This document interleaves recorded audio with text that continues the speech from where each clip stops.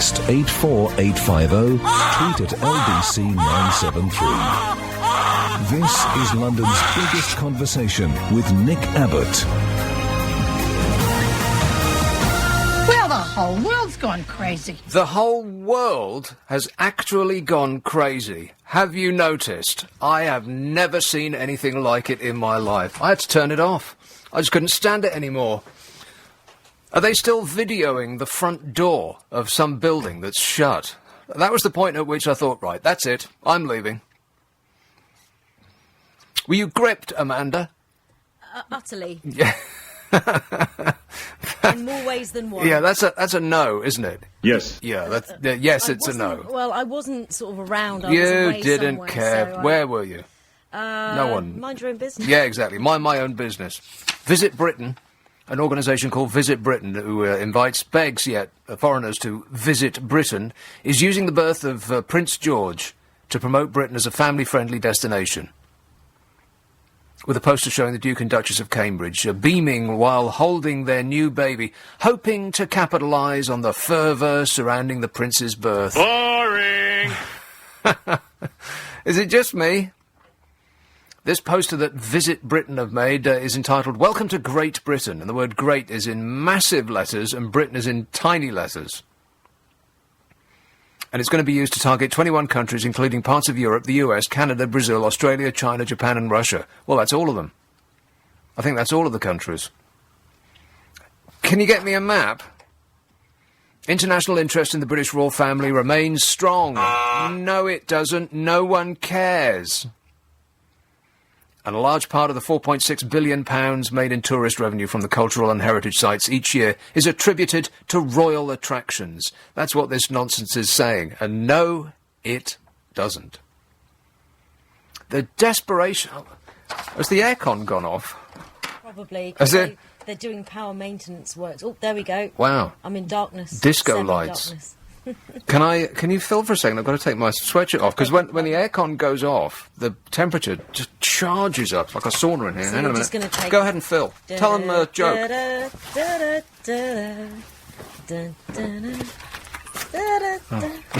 You're actually singing. Put a microphone in the off position. So if we go off the air suddenly, it's because there's look, what are they doing? Doesn't really matter. No one cares. International interest in the British royal family remains strong. That's what Visit Britain is trying to impress upon us, and a large part, they say, of the £4.6 billion made in tourist revenue from cultural and heritage sites each year is attributed to royal attractions. And you could say the same about the French royal family with Versailles, one of the most visited attractions on earth. It's just that the French don't pay for their royal family's upkeep, as they're all a little bit executed at the moment. A spokesman for Visit Britain said, with the birth of the Prince of Cambridge... That doesn't sound right. The Prince of Cambridge. Does it? The Prince of Cambridge. Yeah. No, doesn't sound No, right. it doesn't sound right. It said, with his birth, we're looking to highlight Britain globally as the ideal family destination. What a fantastically stupid thing to say. We're a country. Of course we're a family destination. This country's full of families. You'll fit right in. Because, previously foreigners might have thought that we are not a place to take your family. It's not a gigantic spearmint rhino, They don't give women tassels to put on their nipples the moment they get through customs. What are they talking about? This Visit Britain, a spokesman said, we're seeing great demand for memorabilia like key rings and tea towels in China, yet cheap tat made in China and sold to the deluded and the gullible. Hands up who bought some cheap tat made in China. No one. It says 1 in every 8 cultural heritage sites visited by tourists are associated with the monarchy. And the reason for that is that the whole country is associated with the monarchy because they've owned most of it for centuries. You can't get away from it. And a recent poll of 25,000 people for Visit Britain revealed that the royal locations, castles and stately homes were among the top activities that foreign tourists said they would most like to visit. And, I thought I'd look it up. I thought I'd check it on the World Wide Web to see how we fare with our direct competitors, to see how much the royal family actually benefits the country and brings people in to visit us. And would you like to know where we sit in the table? Well, I'll go from the top. Our most close and direct competitor is France. And they are number one in the list of most visited countries. 83 million people became tourists to visit France just last year. And that's up from the previous year. 83 million. A 5% increase year on year. The United States is second. 67 million. Well, we must be third, what with our royal family attractions and all. No, China. 57 million people went to China. Well, we've got to be fourth. France, you can sort of understand that. It's a beautiful place. Great, wide, open scenes. Are you even paying attention to this? Yes, of course I am. Who are you chatting to? I'm not chatting to anyone. Yes, you are. No, I'm sitting here trying to do my thing, and you're babbling to somebody else. It's very distracting. Spain, 57 million people. Italy is fifth. Italy gets more than we do. 46 million people. So that's France, the United States, China, Spain, and Italy are the top 5 most visited countries for tourists. Well, we've got to be sixth, right? I mean, how embarrassing if it came to pass that we weren't sixth. What with the royal family and all, being such a draw. Guess which country is sixth? Have a wild stab in the dark. Just guess. Well, keep in mind that France, the United States, China, Spain, and Italy have already been mentioned. Who's the sixth? Ireland. What a silly assistant you are. No. The 6th most visited country on Earth is Turkey. Well, I went there. Turkey. 35 million people go to Turkey every year. Well, we've got to be after Turkey. I mean, how embarrassing is this? You know, what with our the great draw of our royal family and all. Turkey. So far, France first, then the United States, China, Spain, Italy, Turkey. Well, it must be us next. I mean, it couldn't be that Germany is more popular than us. What were the attractions of their royal family? Oh, no, that's right, they don't have one. Germany, 7th. 30 million people. And we are a lowly 8th. What a draw they are.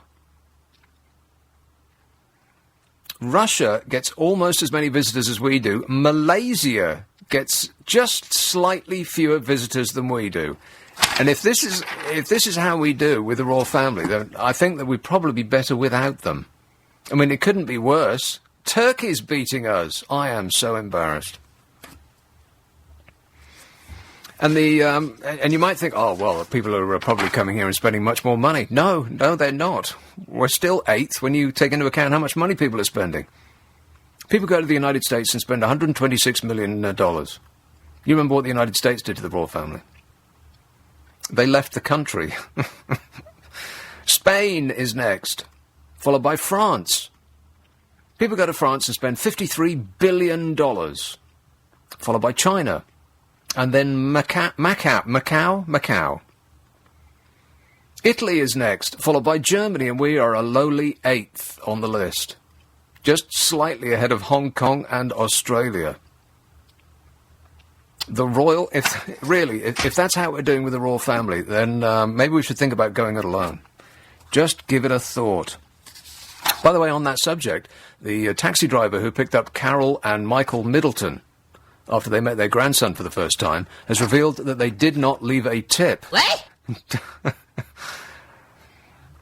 How can you get in a cab, exit the taxi, and then not leave a tip? Cab driver Tracy was called to the hospital as private maternity. I wouldn't even think about that. Not because I would be concerned for my welfare. It's just that it's just not the done thing. It's like I wouldn't go into a restaurant and not tip, unless the service was diabolical. Cab driver Tracy was called to the hospital's private maternity ward by a third party and realised the identity of her passengers only when she pulled up. The 49-year-old said Mr. Middleton tried to pay the £15 fare when they arrived back at Kensington Palace, but was told that it had been paid in advance. He did not offer a tip. The driver and her distinctive bright blue cab could be seen in news footage of the Middletons emerging from the hospital that was broadcast around the world to a worldwide population who weren't remotely interested. She had answered a call at about 4 p.m. on Tuesday and was told to report to the Lindo wing at St Mary's in Paddington, West London, where the Duchess had given birth the previous day. Do you think they paid? Or were they given a freebie? Huh? Apparently it was prepaid, so somebody paid it. Yeah, as was the cab. No, I'm not talking about the cab. What are you talking about then? It's a private Lindo wing. Do you think they were presenting... wing? What is this? Is it like an echo in here now? You're just repeating the last thing I said. I am. Very bad mood this evening. I don't know why. I've been nothing but pleasant. I wonder if they were given a bill from the Lindo wing or whether they were just copped a freebie. Mrs. Mitchell, who was initially, this is the cab driver, initially told she'd be picking up someone called Danielle, was then called by a press officer asking what car she was driving and what colour it was. She took one more fare after dropping off the Middletons and then enjoyed a celebratory bottle of beer. Well, you don't tip her. How can she afford champagne? So she was on the beer. The Middletons themselves were soon entertaining the new prince, the Duke and Duchess of Cambridge, and their new arrival are now staying at the family's £4.7 million home in Bucklebury. Rubbish, there's no such place. You don't get to own a £4.7 million house by throwing your money away by tipping servants. Meanwhile, the new grandparents' company, Party Pieces, is already advertising its baby-themed wares on Facebook with a picture proclaiming it's a boy.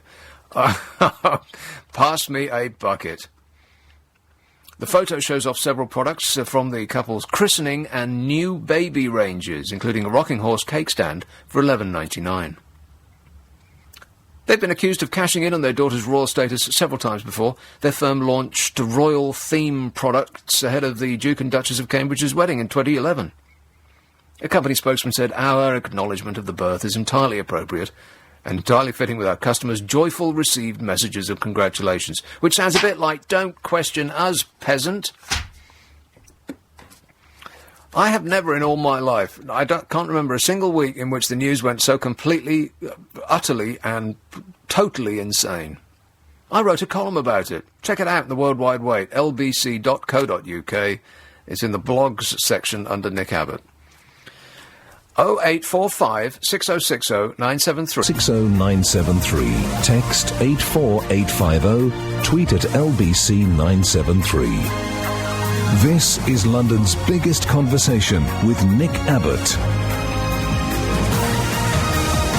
Well, let's get back to it. Yeah, no, I was watching, not Game of Thrones, the other one, The Borgias, which is, one of those big American productions that they show on the Sky. And during the course of it, the royal bye-bye came along, and they flashed up over about a fifth of the screen the fact that there was a royal baby over the thing that you were trying to watch. And they just don't care at all about their viewership or their programmes or anything, TV people. As soon as a programme is finished, like the very second it's over, you've got somebody saying, "Hey, coming up next." They've just spent 60 minutes putting you in a frame of mind. Like that new Hannibal programme, which is absolutely superb, and you end the programme, like, chilled to the bone. Except you don't, because some person is screaming at over the credits at you. I was watching it the other week, and they didn't even wait till the programme was over to scream at over the credit. They didn't wait till the credits were over. They did it over the last scene. While the action was still going on, while the characters were still talking to each other, they decreased the size of the programme that you were watching the last minute or so of, and increased the size of the advert for the next programme. I thought, right, well, that's it. If you people don't care about your programmes, neither do I. I'm going to read a book. Actually, I'm not. That's the very last thing I'll be doing. East Ham. Hello, John. Oh, hello, Mr. Abbott, sir. I agree with everything you say. The royal family has done so well for this country. We didn't have a double-dip recession. They've done so well we didn't have to bail out the banks. They have done so well, everybody's getting a pay rise every year. They've done so well, LBC doesn't have to employ Andrew Castle. What? Who's Andrew Castle. He's so bland and such a pro-royal. Who is he? Well, he's been presenting on LBC, so... Right, so like I said, he is... yeah. He has our full support. Right, okay, 0845 6060 973. A royalist, a supporter.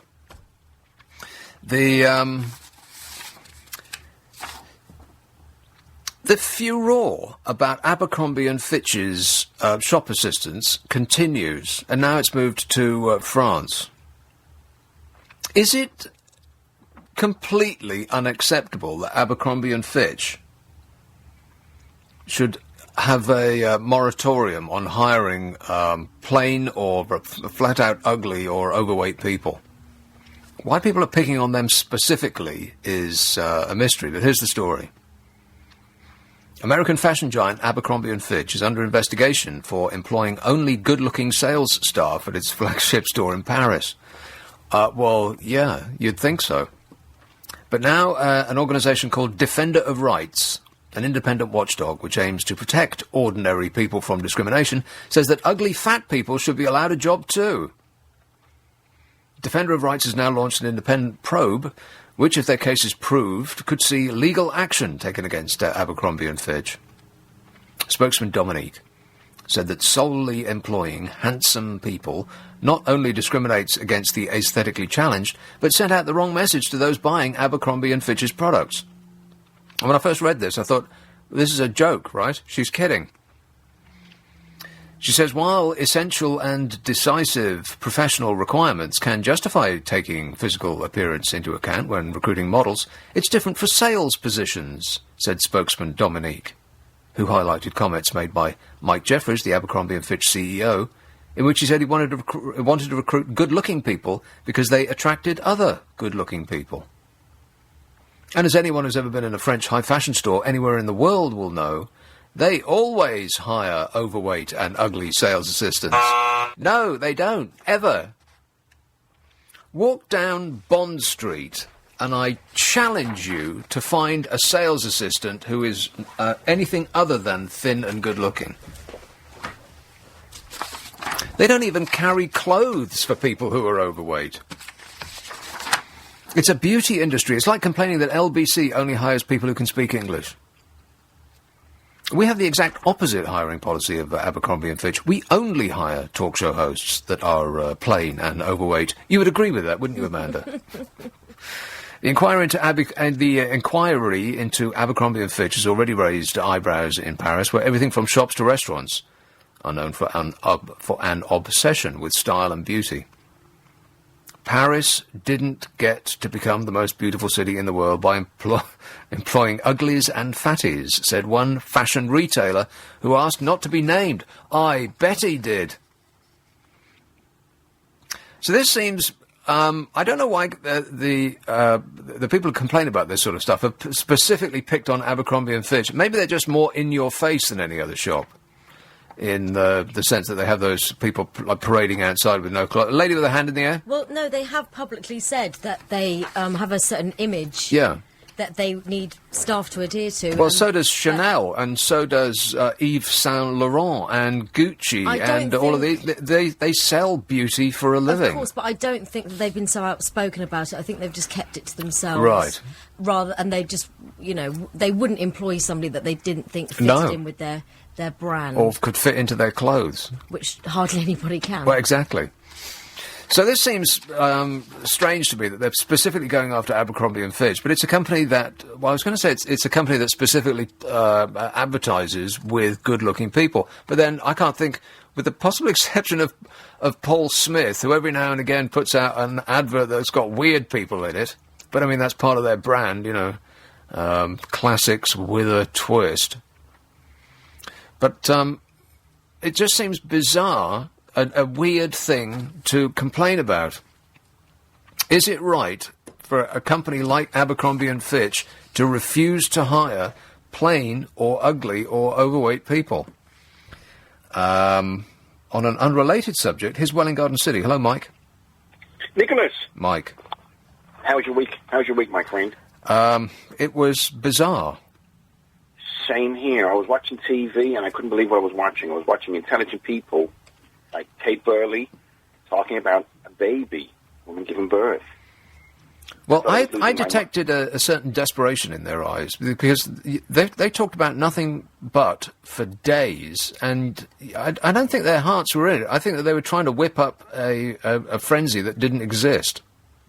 But she's an intelligent woman. How could she possibly find herself in this position? I'm amazed. I think she's intelligent anyhow. Well, you know, people don't read the news. They don't go on television news to express their opinions, by and large. They go on to express the opinions put forward by their host company. What is this love affair with these German British people? I can't understand it for love nor money. It gives good copy. It's like a free story every now and again. When in a slow news period, which we are in, and have been for as long as I can remember, it's a free story. They have an awful lot of power here in this country. I can't understand where it comes from. Well, they pretend not to, but they actually do. Yeah. An awful lot, yes, an awful lot. Yeah, it was interesting. I've got a friend of mine was in the 22nd SAS, and we're very good friends. And he was telling me about when Harry was in Camp Bastion last year, and there was an attack on the base, and 8 special service guys grabbed him and put him into a bunker, whilst the rest of the people were running towards the barrier to defend it. And I'm just wondering how it operates as being a soldier as he's meant to be. Yeah, they seem to get a lot of holiday. I'm not familiar with how much holiday a soldier person gets, but they don't seem to spend a lot of time on the job, so to speak. Prince Charles, I was talking to a guy this week at a burger van. There was about 10 people there. Nobody's interested in this birth thing. Nobody was only one guy was interested out of about 10 people. Everybody else just said, don't care less. Couldn't give a damn. Yeah. I did detect a certain desperation in the news people that they, like I wrote in my blog, maybe I should just read it out. They seem to be whipping up a frenzy out of nothing. No news organisation wanted to be the one that broke ranks first, which is why it's almost like a sort of self-perpetuating beast that they felt that, well, everybody else has been talking about it continuously, 24 hours a day, so we better had too. Nobody wanted to be the first to break away. Even the independent newspaper couldn't avoid putting it on the front page. Actually, the independent newspaper might be the front page of some newspapers soon, for reasons which are not entirely delightful. 0845 6060 973. I'll come to that. I'll come to the travails of the newspaper industry in just a bit. This is Nick Abbott, LBC 97.3. You can text 84850. Email nicka@lbc.co.uk. And if you're on Twitter, it's @LBC973. The time, 10:30. Headlines with Zora Sullivan. Thanks, Nick. Some nobody. 0845 6060 973. Nick Abbott, LBC 97.3. How about a call in Putney? Hello, Rachel. Hello, Nick. Rachel. It's lovely to talk about something completely unserious, but I think that Paris has gone mad. Paris?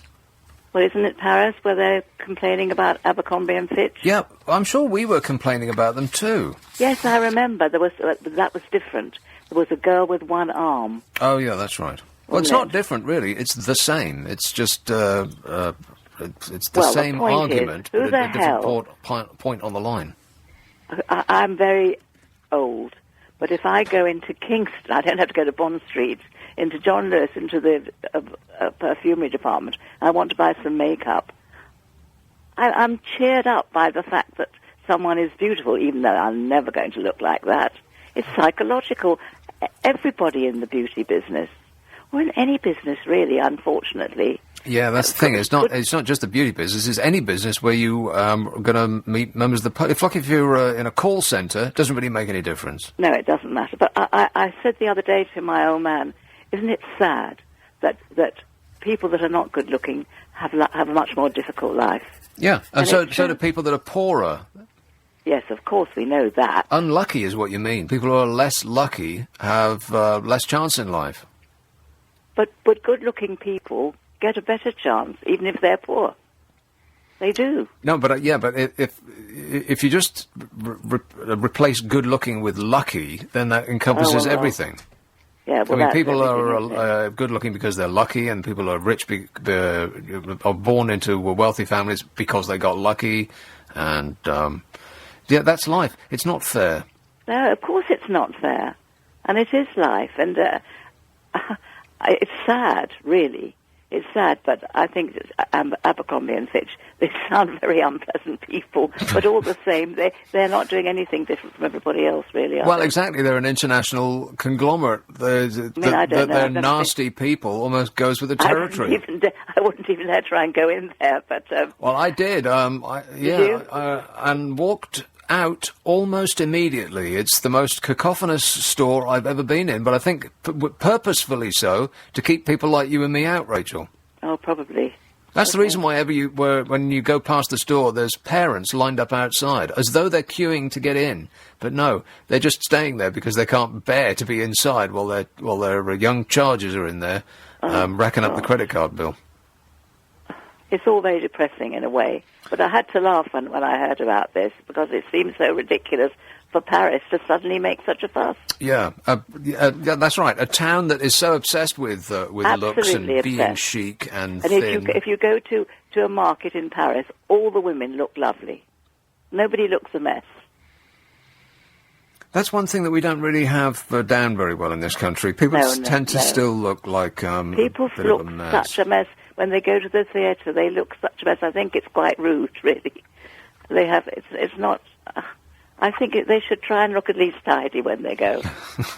Well, that's just because I'm old-fashioned, you see. Right. I bet you'd look fantastic with some makeup on, Rachel. Probably. Yeah. I did. You should give it a go. Oh, I'll try. Okay, thanks very much. Thanks a lot. 0845 6060 973. Does it seem a bit bizarre to you, or is it actually unacceptable that Abercrombie and Fitch should not employ anything other than good-looking sales staff?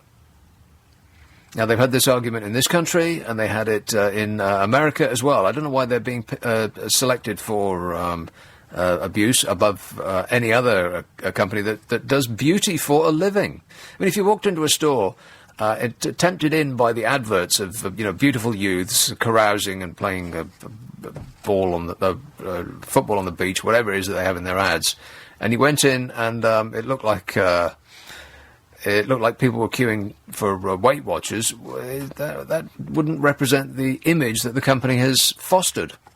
So you'd probably leave. They're buying into a fantasy, is what it is. It seems strange that Paris, of all towns, would rail against it. Odd. I don't get it. Perhaps I'm missing something.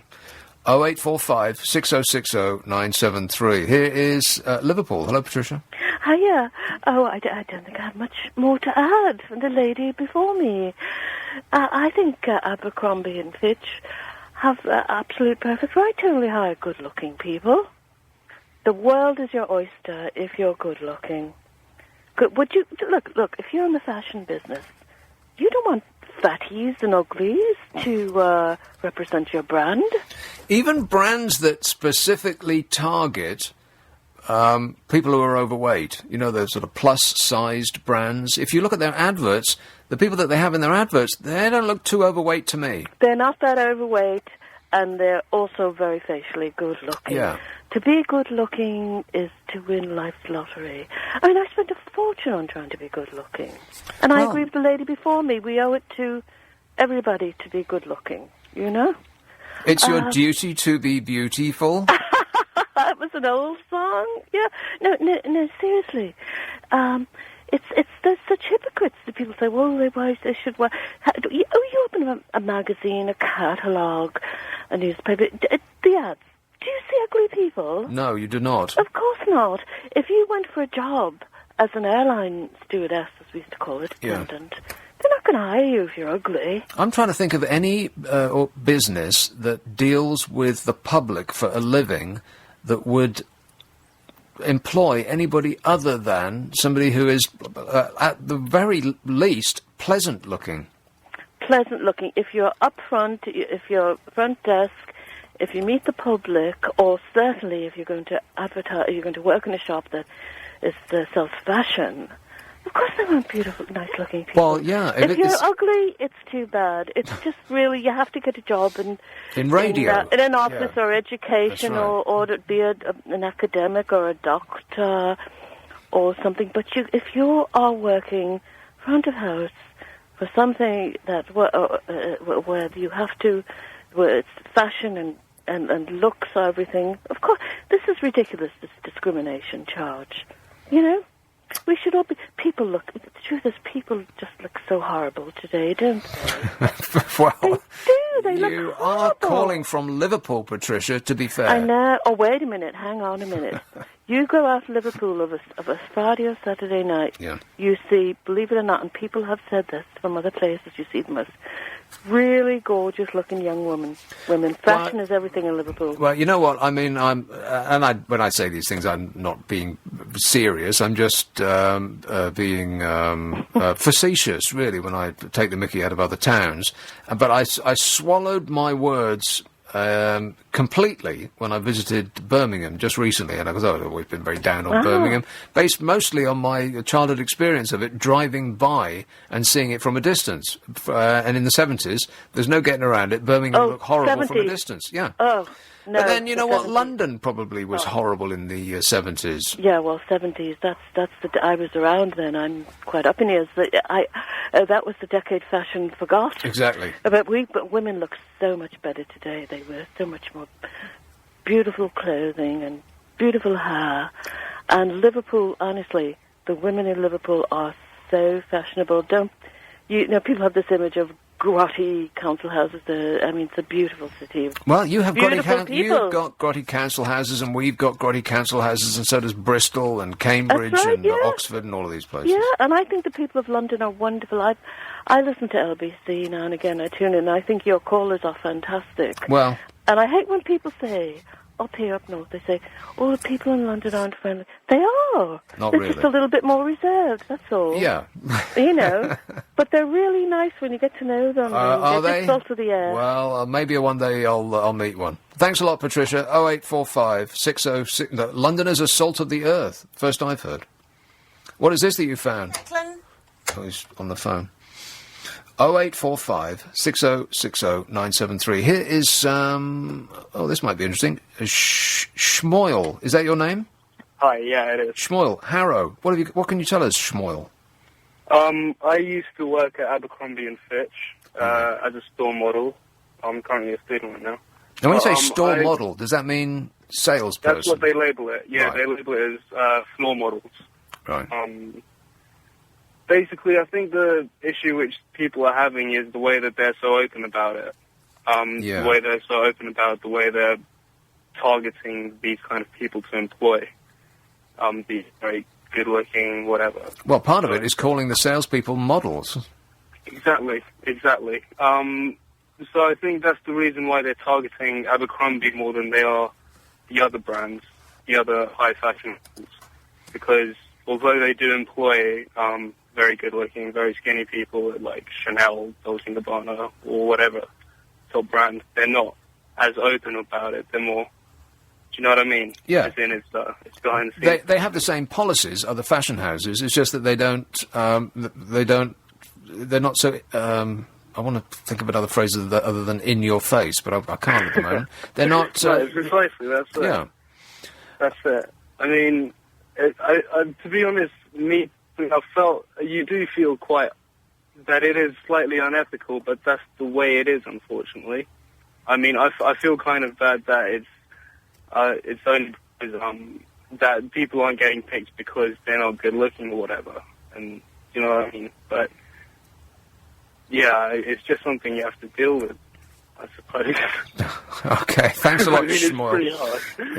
Yeah. Well, then, so's everything harsh. Everything, all employment is harsh. You have to go through some sort of procedure in order to get employed. They don't just pick the first person that comes in the door. You may get deselected because of your personality. You might get deselected because you have a bad attitude, or you don't have the proper experience, or you don't know the managing director personally, or any of these reasons.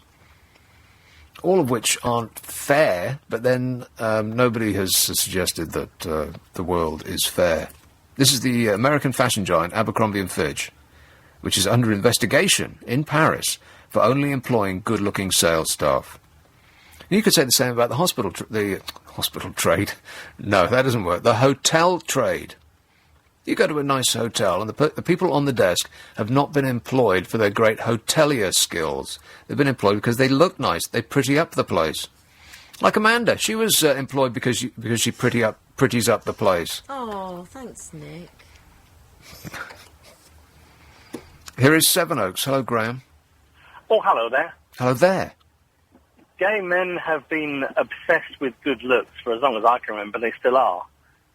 Way back in my 20s, in my late 20s, so about 20 years ago, I used to work in a London gay nightclub, and I think I was passable in those days. I was quite slim and I was okay. And a young lad came to help us out, and he was a newbie, and said, I have to admit, I've only got the job because I'm good looking. I said, well, that's fair enough. It was always the month that you knew it was going to be busy. Everybody was there. And we had this one particular time when it was very busy. It was packed. And the poor chap fell to pieces. He was in a right state. He didn't know what to do. And I said to him, if you leave us, we are sunk. We need you. Absolutely essential. Please don't go. And I sort of gave him a verbal slap round the face. And he stuck with it. So I'd say, yep, good-looking people, but I was a damn fine barman, and I didn't lose my cool under a bit of pressure. So it's not always the same, is it? But yes, I agree with you, but it's not. I think this is probably true in every walk of life, not even businesses that have anything to do with meeting the public. Accountants probably hire their assistants based on how they look. It's hard to avoid doing that. If you have two people, right. if you've got two people with equal skills, and one is overweight and plain, and the other is fit and good-looking, it's just the human nature. You want to associate yourself with the fit, good-looking person because some of that might rub off on you, right? Plus, you also might, exactly. be able to get off with them in the pen room or the what is it? Stationery cupboard. Yeah, you can tell that I don't spend much time in offices. Stationery cupboard, yeah. I think in the old days they called it the Popsy cupboard, didn't they? I've never heard that. But I've also had a time when I went for an interview with a company, and they turned me down. And they turned me down in a favour of an Australian ex-model. And they said to me quite clearly, well, although you are better qualified than she is, we felt that she would fit in better. Yeah. I think that we knew exactly what that would mean. Right. It still happens. It happens all the time, in every business, and it's unavoidable. It does. Actually, that's not true. It's not unavoidable, but it's our default position. We just are attracted by good-looking people. That's the human condition.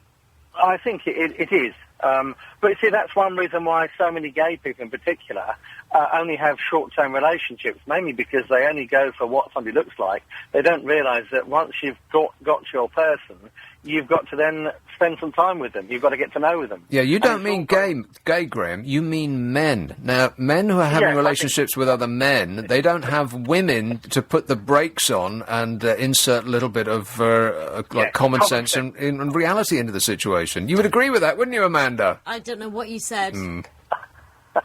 I think you're right there, but that's the way it goes. But say, I was a fine barman. I enjoyed myself.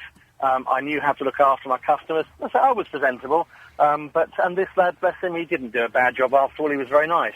Let me ask you a question about bartending, Graham. When you started, did you used to have a till that added up the total for you, or did you have to do it in your head? I was actually taught in a local pub, so not very far from where I live now, and they taught me, and I had to add up and take away in my head.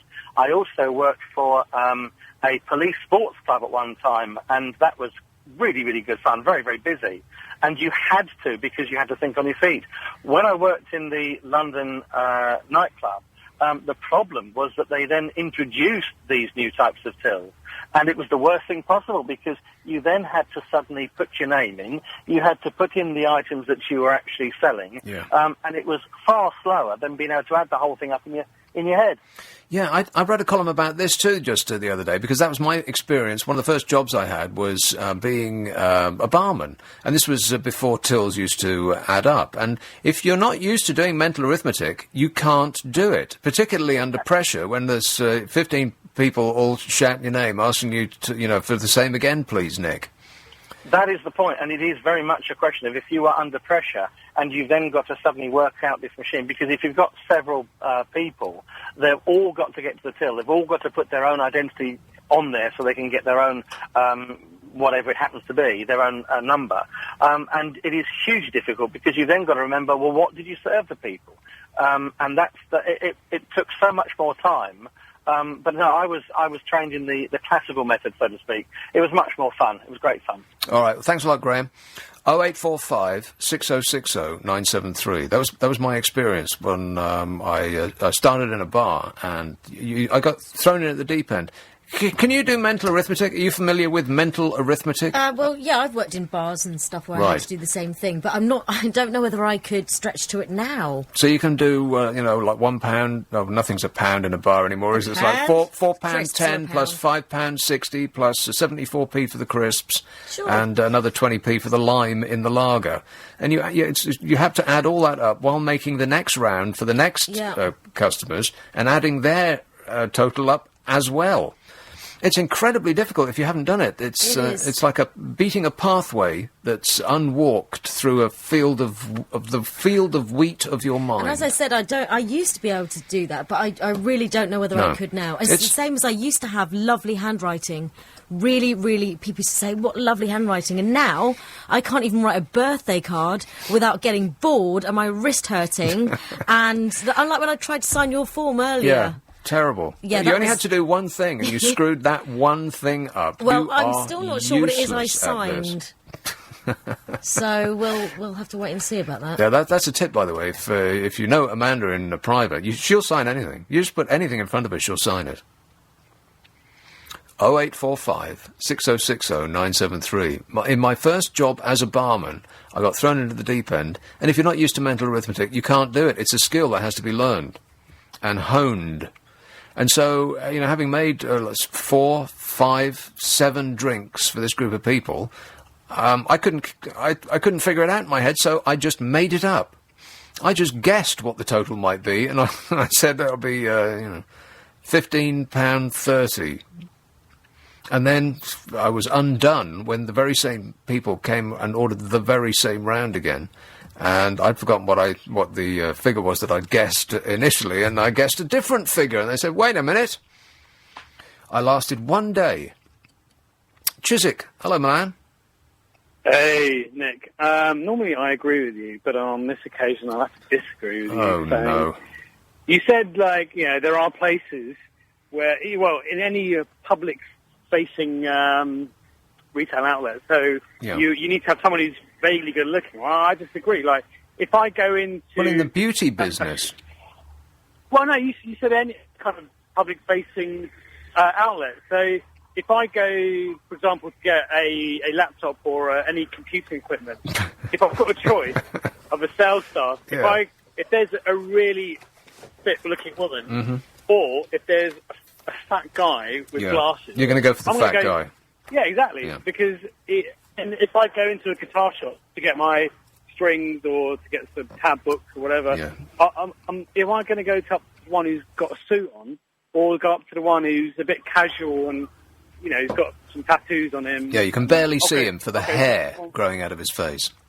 With the piercings and stuff, I'll go up to him and, Yeah, but that's different. They're not selling beauty. The former are selling geekdom, and the latter are selling, I don't know, coolness or musicianship. Or it's not a part of the beauty business, whereas clothes are, and makeup counters are, and hotels are, and you're not comparing like with like, Milan. Okay, I'll take that point. But... Have you noticed that whenever you go to, you're walking around in the shop and the beauty counter, why is it every sales staff there is like an inch thick of makeup on? I've always thought that they're not very good adverts for their products, because their products, if they are applied if they are applying their own products correctly, then their own products make you look like a doll. I know, and if they smile, it's like you can see the cracks coming off the actual makeup. I wonder why they do that. Maybe they just get the stuff free, and so they don't really mind how much they put on. So just apply it on. Yeah. Hey, do you know about the hysteria on Monday? I mean, can you imagine if we were, for example, like we were having a drink, and then and I said to you, hey, Nick, so what do you fancy doing? Do you fancy going on a trip? Do you want to go to the cinema? Do you want to go to the theatre? Do you want to go and see a concert? And then you turned around to me and said, no, actually, man, why don't we just stand outside a hospital for hours? Or maybe days. You think I'm insane? Completely, I think you're insane. But I mean... Well, what would be better is, let's go and stand outside a building and look at the closed front door for hours on end. Exactly. You never know, something might happen. It was just ridiculous. It was like, oh, and we've got fresh news. We've heard that Prince William is delighted. And that Newsflash, yeah. Newsflash. And then that's what it'll be. It'll be breaking news. Prince William, : I'm delighted. I'm like, oh my God, I just have to have a big sign. Is this the massive news? I think that the end of proper news occurred when the television news channels appeared. The necessity of 24-hour rolling television news actually killed all sense of perspective in the news. Yeah, but it's supply and demand now. We all want news to be now.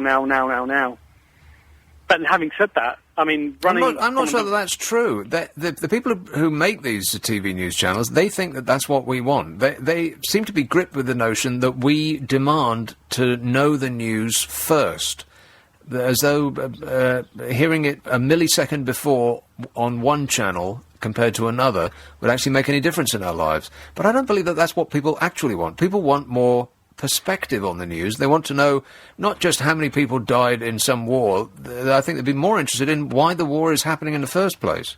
But these sort of background details are never explained, and you don't get really the story. You just get mostly you just get what they have exciting footage of.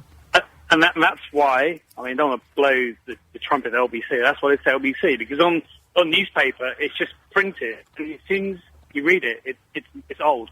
But if you watch television, you've just got a 15-minute segment of one side of the party. But at least on the radio, you've got people phoning in, and you've got different points of the debate. So you've got different pieces of information you can take in rather than just one side. Well, the one thing that they have shown up and sounded the death knell of is, as you say, newspapers. Because if you read it in a newspaper, then it's old. It's not news anymore by the definition of the word. It's not news. It's old. It's old news. I mean, we run my mum runs a newspaper shop with the post office, as you remember, and the newspaper circulation numbers are just plummeting. How we still have so many national newspapers, I don't know. And there's, as I mentioned a little earlier on, there's an indication that pretty soon we might not. There might be one that is a possible, that could do a possible disappearing act. I'm now going to come to that because I have detailed files on how they're all doing. Nick, just before I go, I saw Wolverine 3D with my buddy D, Croydon. If you're going to see it, don't leave when the credits come up, because it's coming at the end. Right. Well, that's good advice. Well, I'm not. I mean, thanks for the heads up, but I don't think I'll be going to see Wolverine 3D. I thought it was your kind of film. Oh, right, okay. I'm not 5. It's actually a pretty good film. Right. Well, it got 3-star reviews. I'll wait till the X-Men 6 or whatever it is. X-Men versus Superman with Iron Man as a chaser. I'm not really that bothered. Thanks a lot, Milan. Cheers. So don't leave immediately. Actually, that would be a good idea. Sit down and then leave immediately. Don't even wait for the film to start. Just pay your money at the box office and then leave the theatre straight away. 0845 6060 973. Nick Abbott, LBC 97.3.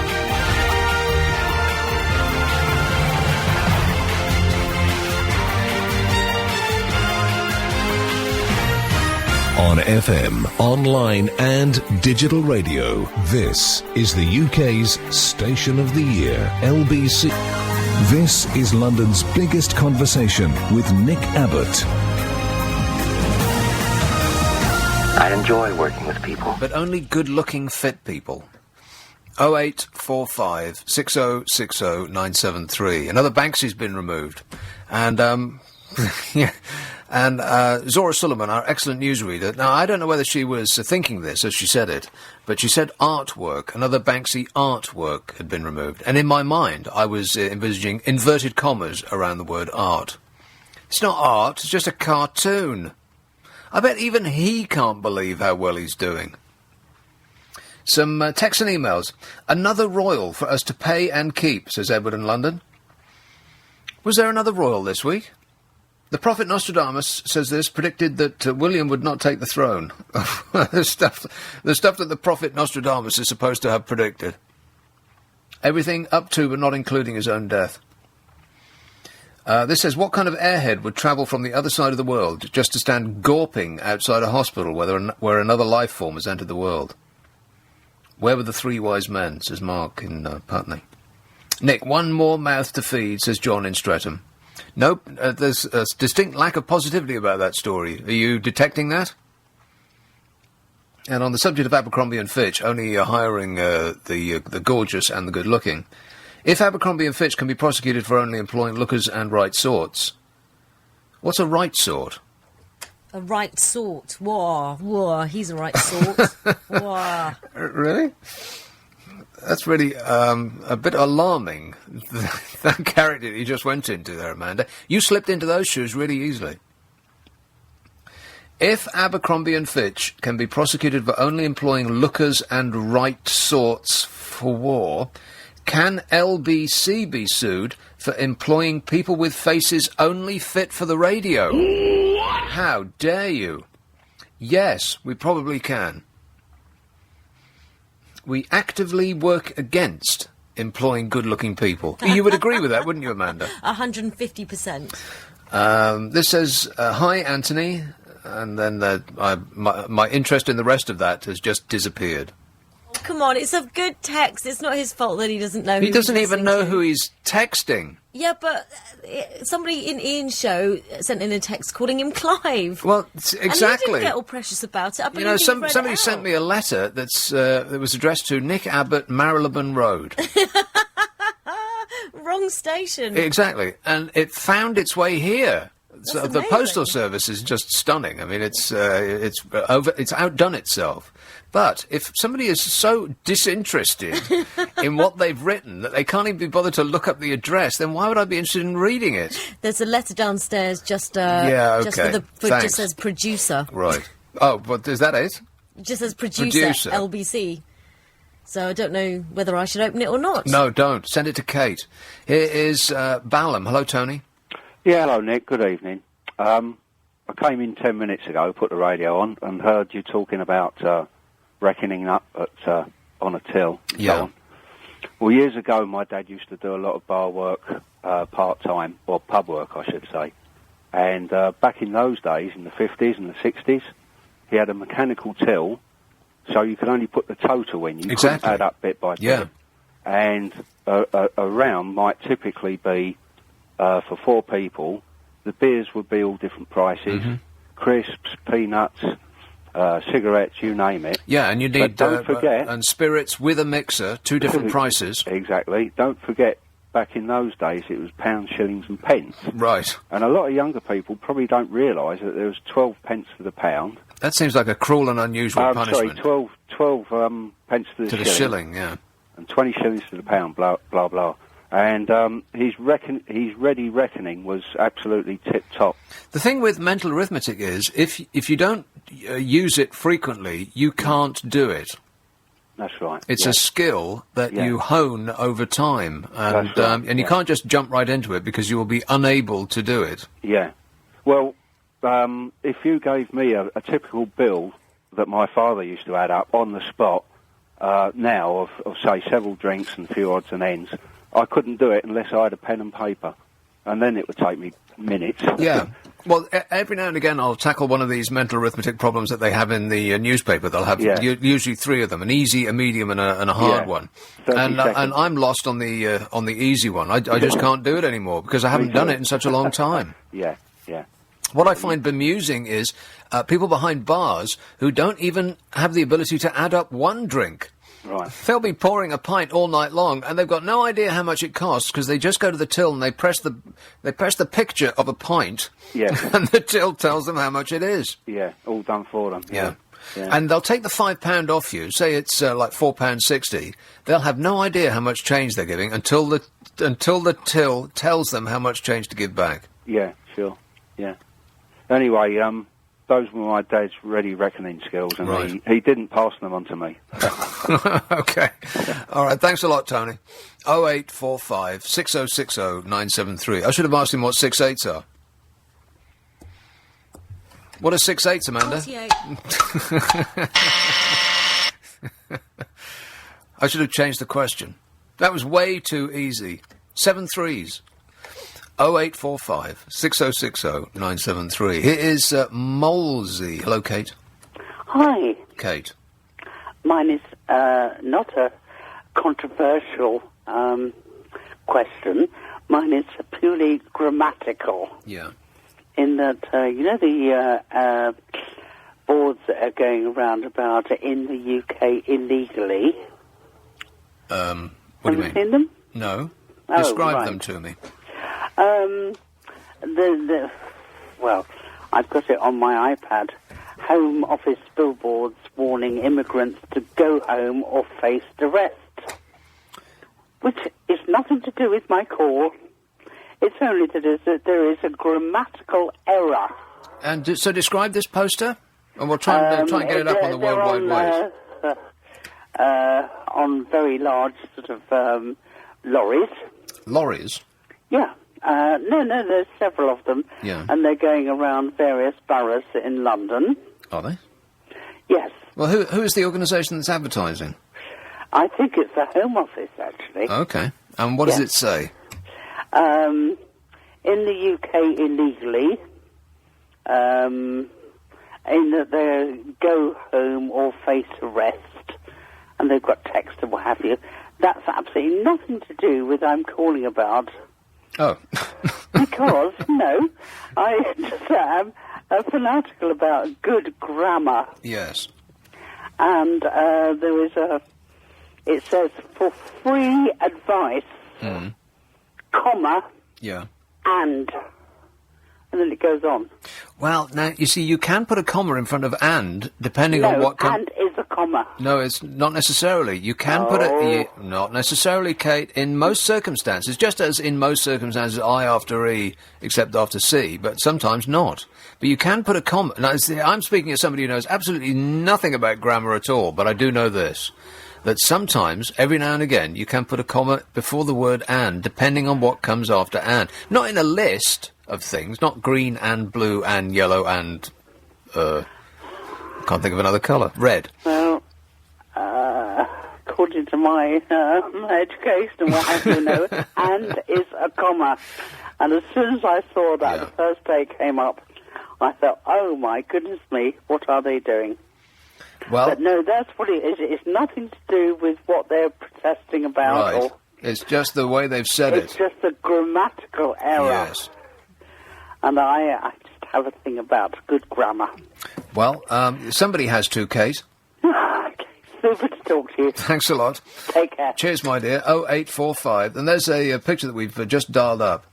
You leapt on that and did it immediately after me waving my hands in the air, begging you to do it. You were saying. You're not even listening to this show. What? In the UK, illegally, it says, 106 arrests last week.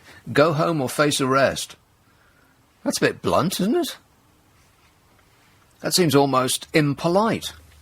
And then we can't see the rest of it because the picture is too fuzzy. I can just about see. It Yes. says for further advice, comma, and help with travel documents. Oh, well, that is shocking. That lady was absolutely right. That's terrible. There you go. There's no comma there. That I can see because I have. I wonder if that was written by an illegal immigrant. That's shocking. Isn't That's it? a government department. What did that? Idiots. Meanwhile, civil servants have been banned from using buzzwords and jargon and told that plain English is mandatory across Whitehall. In what could have been a skit from the sitcom Yes Minister, officials have been issued with a style guide telling them which words are out and which words are in. The word agenda is out. You see, this is all management speak, which I find deeply, deeply annoying. You know, when people say, and we're going to do this going forward, it just makes me want to pull my hair out. What do they mean, going for? How could you do anything going backwards? In time? You can't. You're always going forwards. Agenda is out unless it's for a meeting, as is deploy unless it's referring to the military. Foster is banned unless it's about children. The word key is to be used only if it's in the context of locking or unlocking something. That is key. Other banned words include combating, overarching, slimming down, impact, initiate, dialogue, and empower. And officials are urged not to use formal or long words when easy or short ones will do. Use buy instead of purchase, help instead of assist, like instead of such as, mandarins have been told. Metaphors are also out. Drive out should apply only to cattle. Ring fencing and one-stop shop, two of the most overused phrases in Whitehall, are also being banned. And the reason that they use all these words is because it makes what they're doing seem more important going forward. It also says don't use block capitals for large amounts of text, as it's quite hard to read. It also looks like you're shouting. Most civil servants, however, have no idea that the new guidance buried several clicks down on an obscure part of the government website exists. One said the first we knew about these things is when we read them in newspapers. None of us had any idea that this information was out there. It's the majestic efficiency of the civil service in action. These are some of the words that they have banned. Advancing, collaborate. You're supposed to use the word with instead. Commit, countering, deliver, facilitate, focusing, leverage, overarching, progress, as in progressing something. Liaise, utilise, and tackling, unless it refers to sports. So there is middle management are now unemployed. And the problems with the economy have been solved. You're welcome. 0845 6060 973. Nick Abbot, LBC 97.3. We interrupt this broadcast. Have there been any developments? No. 0845 6060 973. Totteridge. Peter. Good evening, Nick. Hey, Peter. I just wonder what you make of this. You know, it seems to be very prevalent, especially with younger people who are no doubt upset, usually, but you go into a pub or a shop and years ago it seemed someone would turn around to you and say, can I help you? Yeah? Yeah. And now you seem to get, you are right there. What? And, have you heard that? Well, people seem to call with great frequency and say to me, hello there, which I find irritating. And I respond with, hello there. It just seems... it's obvious that they have got no idea who I am. They think I'm Clive or Anthony or whoever else has, ever been on this stage. No one has any idea who I am, so they come on and say, they don't even know what show they're calling. Hello there, right. They say. I just find that irritating. Yeah, but what about, this greeting? You are right there. Isn't that a bit weird? Isn't that a bit strange? Well, maybe they've been hired on their looks, not their ability to sell. I'll be better if I'm served, not just asked how I am. Or... Well, just the there part is weird. I mean, there as in where I'm standing here? I don't know how it got into the language. I mean, what was wrong with saying, can I help you? It's probably an Australianism. Well, I'm not going there, and I'm not Australian, so... You must be New Zealandish. I could be. Yeah. I could be. We can't tell the difference. I'm sorry if that sounds offensive, Peter, but you all sound the same to us. No, I understand. Anyway, I just wanted to get that off my chest. All right, good man. Okay. Thanks a lot. Ta-da. 0845 6060 973. Some texts and emails. I'm the postie who forwarded your wrongly addressed letter to you. This is part of my duty on nights to trace and forward on incorrectly addressed mail. Glad you got it. I get through a lot of blue crayons, says Daryl. Yeah, the entirety of the envelope is covered in blue crayon. Thanks very much, Daryl. Excellent work. Hi, Nick. Overweight people are a health risk. They are very likely to develop heart trouble at an early stage, says George. Well, what's that got to do with anything? They're a heart risk. They're a health risk to themselves. But why would that stop them from being employed by others? Well, in case they take a lot of time off sick. Because they're not going to be very well. So it's irritating having to train up people if they're going to expire at an early stage. Well, it might be in certain circumstances. Are you talking anywhere near the microphone? Have you done this before? I was just sitting back a bit. Yeah, just relaxing. Yeah. Too relaxed. This says, Nick, I don't like to eat in a cafe where fat people with greasy hair work. No way, Minnie Mouse. I have no idea what that means. Is that the person that's calling themselves Minnie Mouse? Or is that a new phrase that I'm unfamiliar with? No way, Minnie Mouse. Well, let's start that right here, right now. No way, Minnie Mouse. That'll be the phrase of the summer. You see, I'm hip. I'm with it. I'm starting a brand new fashion on this show. Groovy. This says, it's so dark in Abercrombie and Fitch stores, I'm amazed they bother on the looks of their stuff at all, says Angela. It is a Stygian gloom in there. Well, it's like a nightclub. And the pounding and the crashing and the lights and it's just a sensory overload. Anybody over the age of 15 just can't stand it. They have to run, flee from the store at pace. You know, all that these companies have is their image. Essentially, like, I'm sure that they won't mind if I say this, but they're just selling T-shirts. You know, they're just selling perfectly ordinary cotton T-shirts and shorts. There's nothing particularly commendable about them. They're just ordinary T-shirts and shorts with their name on. And that's the key. That's the thing that costs the most, is because it's got their name on it, because their name comes with association. And they've spent hundreds of millions of pounds on associating their brand with the beautiful and the good-looking and the shiny teeth and, the perfect hair and all the rest of it. And they employ people like Bruce Weber, who I'm sure costs like 20 grand a day, and he'll shoot their catalogue for them, which they then give away because it's advertising material and it's selling a fantasy life. Like, what? Oh, no, I wasn't, but You're screwing your face up at me.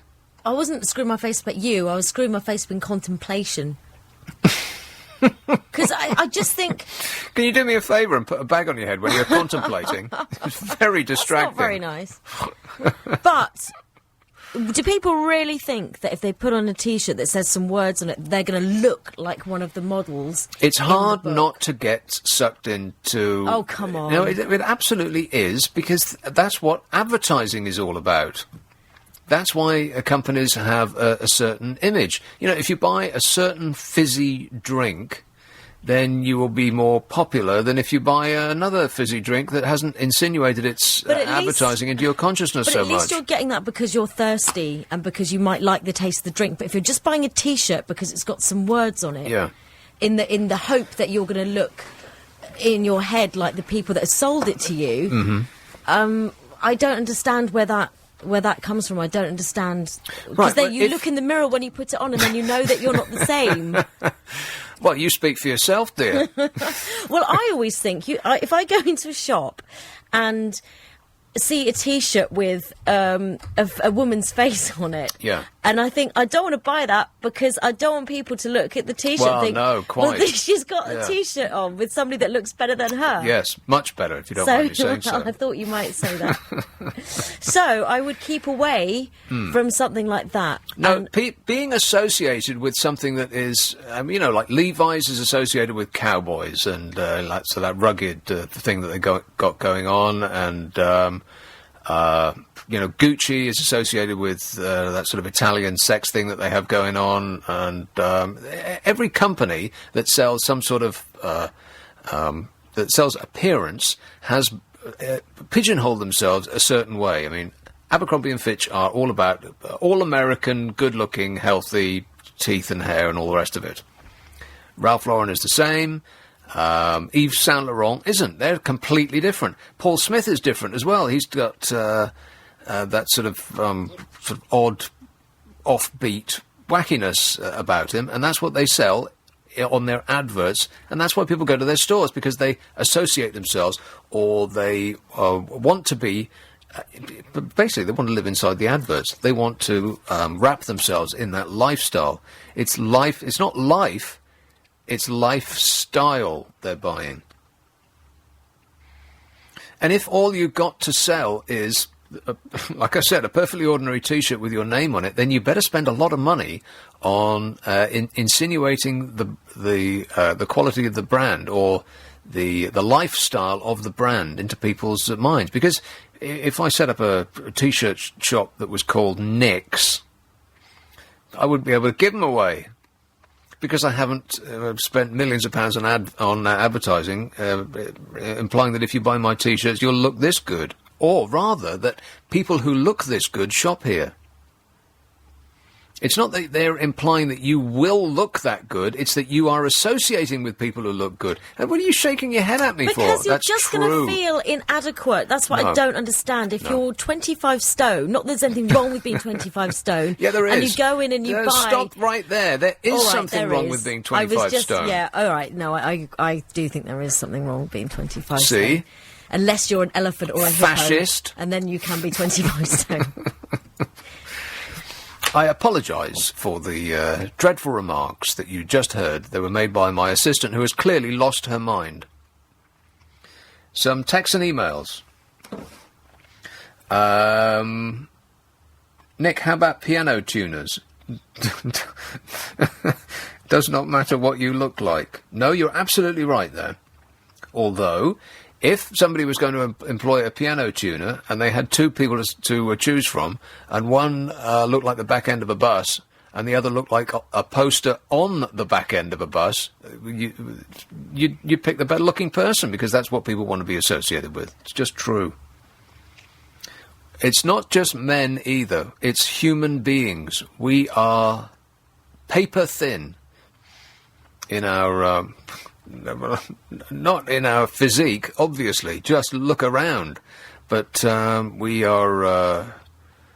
I can't think what the phrase is. We're emotionally thin. Emotionally... oh, no, shallow. I can't say. Yes. Yeah, yes. we're shallow. You're shallow. Thank you.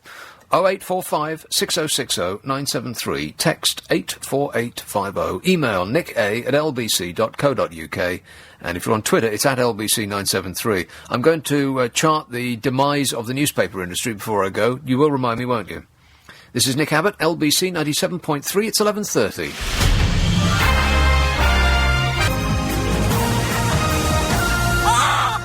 Any developments yet? No? Oh, painful. 0845 6060 973. Well, the Evening Standard, they seem to be gripped with, and this is unfashionable on Fleet Street, positivity. And they're banging on about the Olympic legacy. And I'm thinking, what Olympic legacy? This is something that people mention constantly. And they were talking about it before the Olympics happened, during the Olympics, and ever since. And I just wondered what it is that they're talking about. The golden legacy of hope. Nevertheless, than completely over the top. The Standard says the golden legacy of hope from London's 2012 Olympics is revealed in an exclusive anniversary poll today. A year after the world's greatest sporting tournament thrilled the nation, research by Ipsos Mori for the Evening Standard finds Britons are still enthralled. Despite doom-mongers' predictions that the games would cost too much, failed to inspire people to take up sport and give the economy no help, the British public's overwhelming verdict is that the event was a triumph. In other words, they liked watching it on television. That's what they mean. Oh, so fantastic. Well, by the way, I can't quite get my head around the notion that a race that lasts under 10 seconds can be won by somebody who had a bad start. Surely the start is also the finish. Anyway, back to this. By 2-1, the people who expressed a preference declared the Olympics good value for money. The results come ahead of the three-day anniversary games starting tonight, where where tens of thousands will gather in the Olympic Stadium to see Usain Bolt return there for the first time since he won last year. The research shows 84% of Britons felt that the 2012 Games boosted the country's chance of future sporting success, while just 2% said the effect was negative. 2%. There's always some, isn't there? 84% said the Olympics had a positive effect on the public mood. 57% said the influence was very positive. 3% said the Games had a negative effect. Boo, they said. No! 7 in 10 said the Games are still having a positive effect. Now, keep in mind all of these statistics. I hope you've been writing them down, because here comes the one that gives the lie to everything that I've just said. 83% believe that the Olympics effect is encouraging more people to play sport in Britain. And you know what? They're completely wrong. The opposite is true. So if 83% of the people that were asked says that the Olympics is causing people to take up more sport, that means that everything else that they said also may be totally wrong. Never ask the public what they think. The danger is that they may tell you. Britain is among the least active nations in Europe. We're also the most diet-obsessed. Now, just try to marry those two facts. Asked whether they regularly practice a sport, 1/5 of respondents in the UK said yes, compared to well over half in Denmark and Holland. Denmark and Holland, what an irritating pair of countries they are. They do everything right. They're so perfect. Plus, they look great. I bet half the people that are employed in Abercrombie and Fitch worldwide come from Denmark and Holland. 17% of UK respondents claim to have followed a slimming diet in the previous 6 months. 1/5 said that they regularly practice sport, 17%, as in 20%, and about the same number said that they followed a slimming diet. This was higher than all other countries. All of them. Except for Denmark, weirdly. Are people really fat in Denmark, or did they just not understand the question? They probably just think that diet is just what you eat, rather than calorie controlled. But taking out Denmark, which seems to be an anomaly, we in this country follow diets more than any other country in Europe. So let's presume that America is worse than we are, and other than that, we are number one. So what this seems to be saying is that we in this country will do absolutely anything to keep fit, up to but not including doing any actual exercise. That is the Olympic legacy. And it's no coincidence that that the NHS is coming up short of money. By the way, has the word broken that the NHS is actually completely run out? Shh, don't tell anybody, but it's run out of money. There's one, what do they call them? These sort of area NHS trusts? Mm-hmm. Anyway, something like that. There's one that has spent their entire... No, in fact, they've spent something like £10 million over their annual budget in the first month of the financial year. Wow. Disaster. And Britain's obesity epidemic is bankrupting the NHS, a former consultant surgeon has warned. This is your Olympic legacy right here. Lord McCall of Dulwich said obesity was the cause of many conditions, putting an ever-increasing demands on the surface. This and old people as well. It's going to be what does for the NHS. I'll come to that in just a minute. Meanwhile, here's a call in Whetstone. Hello, Rick. Oh, hi, Nick. Rick. The legacy. Initially, it was obviously intended that lots of people all over the country doing sport. But the real problem is Sport England, that Quango, and how they count the people doing sport. Have you ever heard of the Active People Survey? The Active People Survey? Yeah, it costs about £13 million a year. What? And rather than actually asking people or checking what sport they've done, I'm talking about athletics now, specifically athletics, rather than looking at the results of all the races, they ask people, have they done anything over the last week, 30 minutes of activity over the last week. And if they say yes, they're classified as an athlete. Therefore... You're kidding. No, that's the absolute truth. And so they're claiming this inflated number of athletes. The real legacy that people were asking for, that know about these things, was in France and in Germany, there's a legal requirement for local councils to provide sports facilities. And the politicians could have just changed a little bit of the law to say all the councils are legally required to provide affordable sporting facilities. They refused. And if I say they, let's say Tessa Jow, Richard Caborn, they were the people who were at the helm when the legacy thing kicked off. So if we can put the blame at their door, all they wanted was to use sport as a social tool to engineer children from stopping stabbing each other. That's what they thought. And if children could just stop stabbing each other for just a couple of days, that would be great. If we can engineer that, then that would be super fantastic. Thanks for your efforts. Well, that's what it's initiatives that they do. Initiatives. There's no sort of connection between a real sport and real people. Well, what's really bizarre is that, I mean, if you're talking about legacy, then it would have to start at an early age, and yet this government, and specifically the previous one that had a good run-up at it, have and continue to sell off school playgrounds. Yeah, I think that one's been going for 25 years now, the selling off of school playgrounds. They have spaces to play. I think it's the people they're putting in the spaces are actually paid a wage rather than having enthusiasm for the sport. And so they're doing more the best practice. It's all to do, it's very complicated with all the CRBing and all the presuming everyone is a child molester until they prove themselves otherwise type of mentality. So people will no longer kick a football round in the street with the local kids. That sort of thing doesn't happen anymore. So the getting together of local teams and local competitions, but it's all orchestrated by governments that refuse to force local councils to provide affordable sports facilities as they do in France and Germany. Well, you know, I mean, people don't need to go to a dedicated facility in order to exercise. All you need to do is just go and walk your wobbly bottom round a park once in a while. Or run it. Have you ever heard of the park runs, actually? No, I don't run.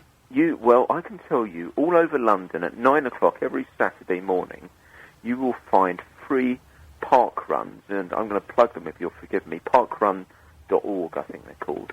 And anyone can sign up. They get a barcode, they turn up with their barcode, they run a 5k race, and it will happen. I'm going to be at the one at Finsbury Park tomorrow morning. This sounds like a fun run, which, to me, the word fun and run should not be in the same sentence. But it happens every Saturday morning at 9 o'clock. They're all volunteers. There's no money involved. Everything's free. But you turn up at your local park at 9 o'clock in the morning. You'd have to check the website. I'm pretty sure there's one that goes off at Highbury Fields. I know the ones at Alexandra Palace, at Finsbury Park. They've all got them 9 o'clock in the morning, and you've got those British military fitness people who go on at the same. I'm not sure how they were, the British military. 9 o'clock in the morning seems like an unusually early time to be anywhere on a Saturday morning. Well, that's because you work until 1 in the morning, and that is true. I do have an excuse. You have an excuse, but anyway, I think we've got to lay the blame where it belongs with this legacy thing, and it lost. Is it Gordon Brown's fault?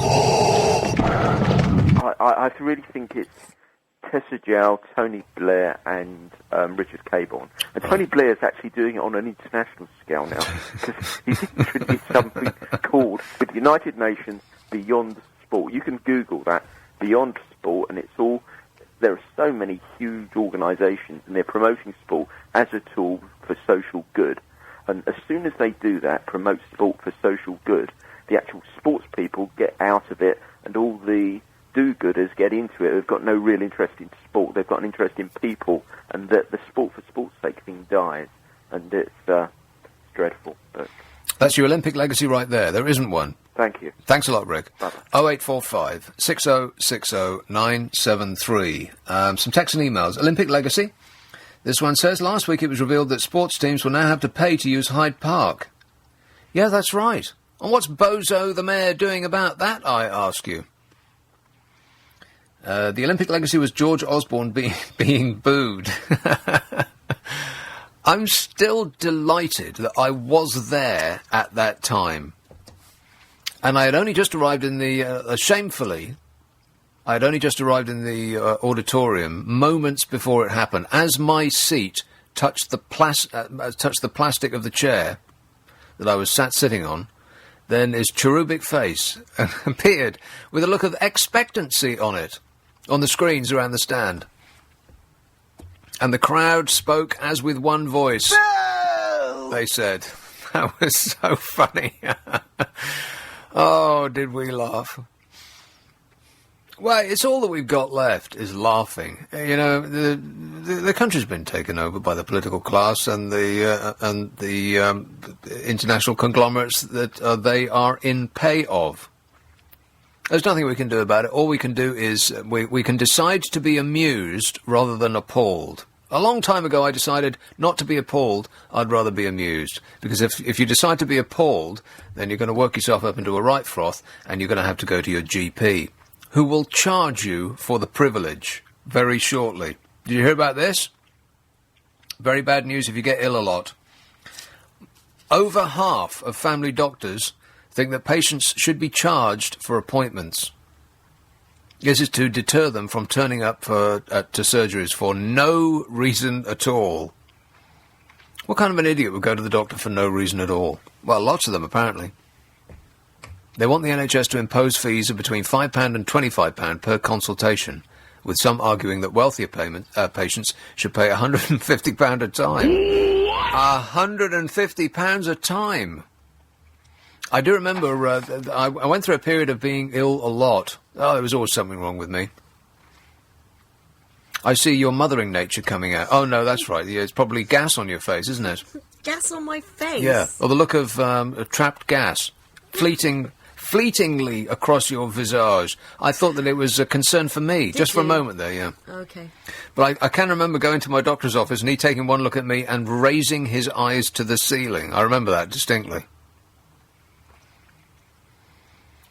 The numbers of patients seeking appointments is expected to double over the next 25 years from the ageing population, with more people falling ill, and because of the unhealthy and overweight nature of the country. That's your Olympic legacy right there.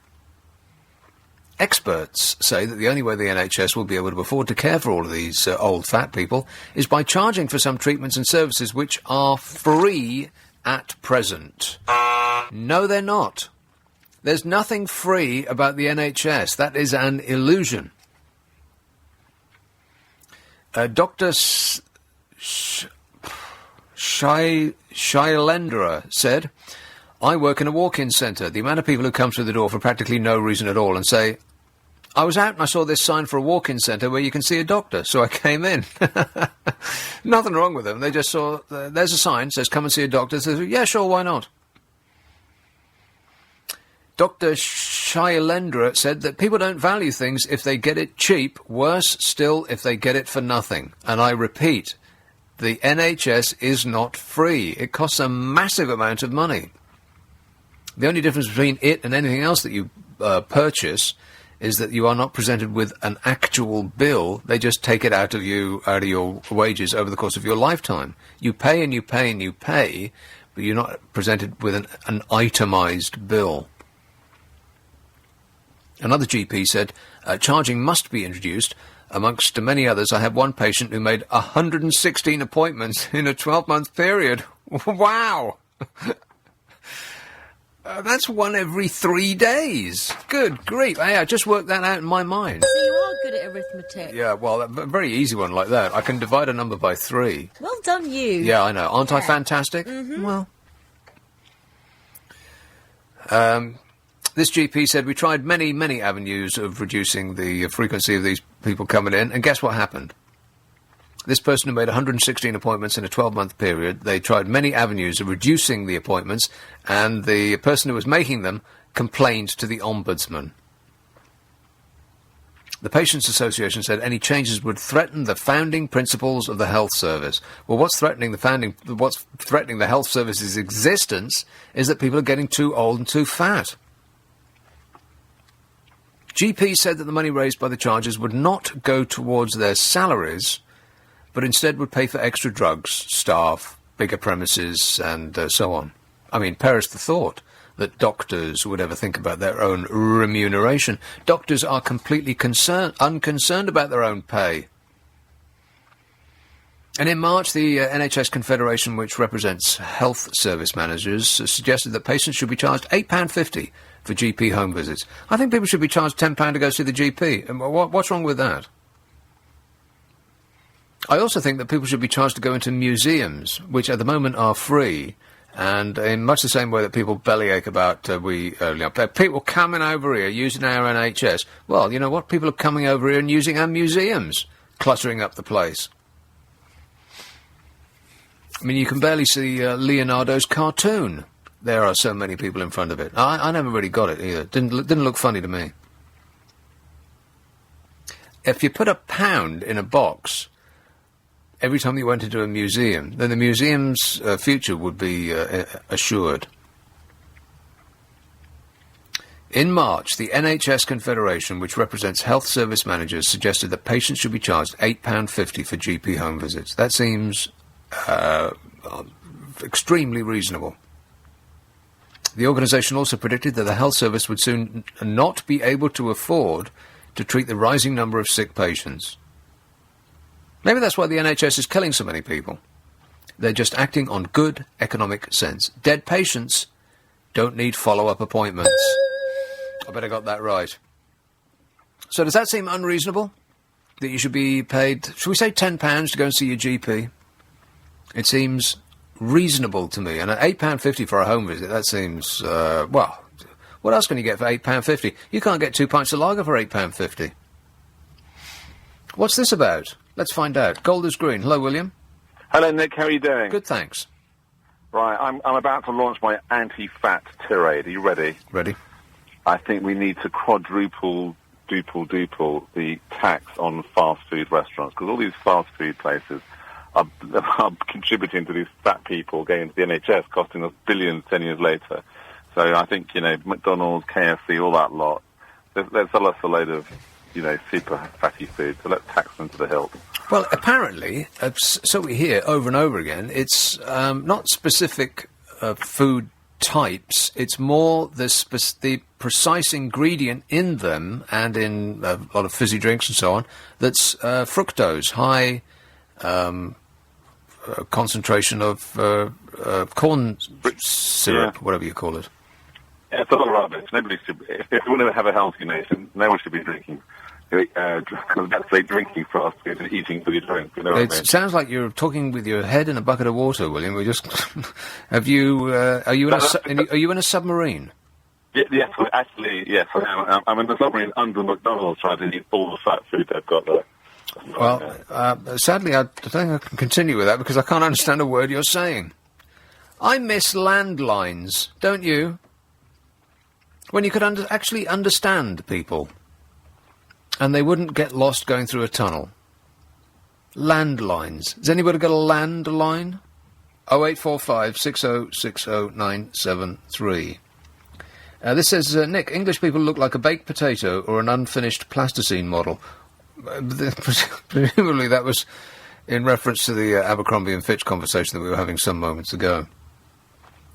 says Jenna. English people look like a baked potato or an unfinished plasticine model, says Jenna. Which I take to be offensive. A message that just reads, and we have to pay for prescriptions. Yeah, but not much. Have you ever bought medicine that outside of the NHS, like on a private script? It's astonishing how much medicines cost.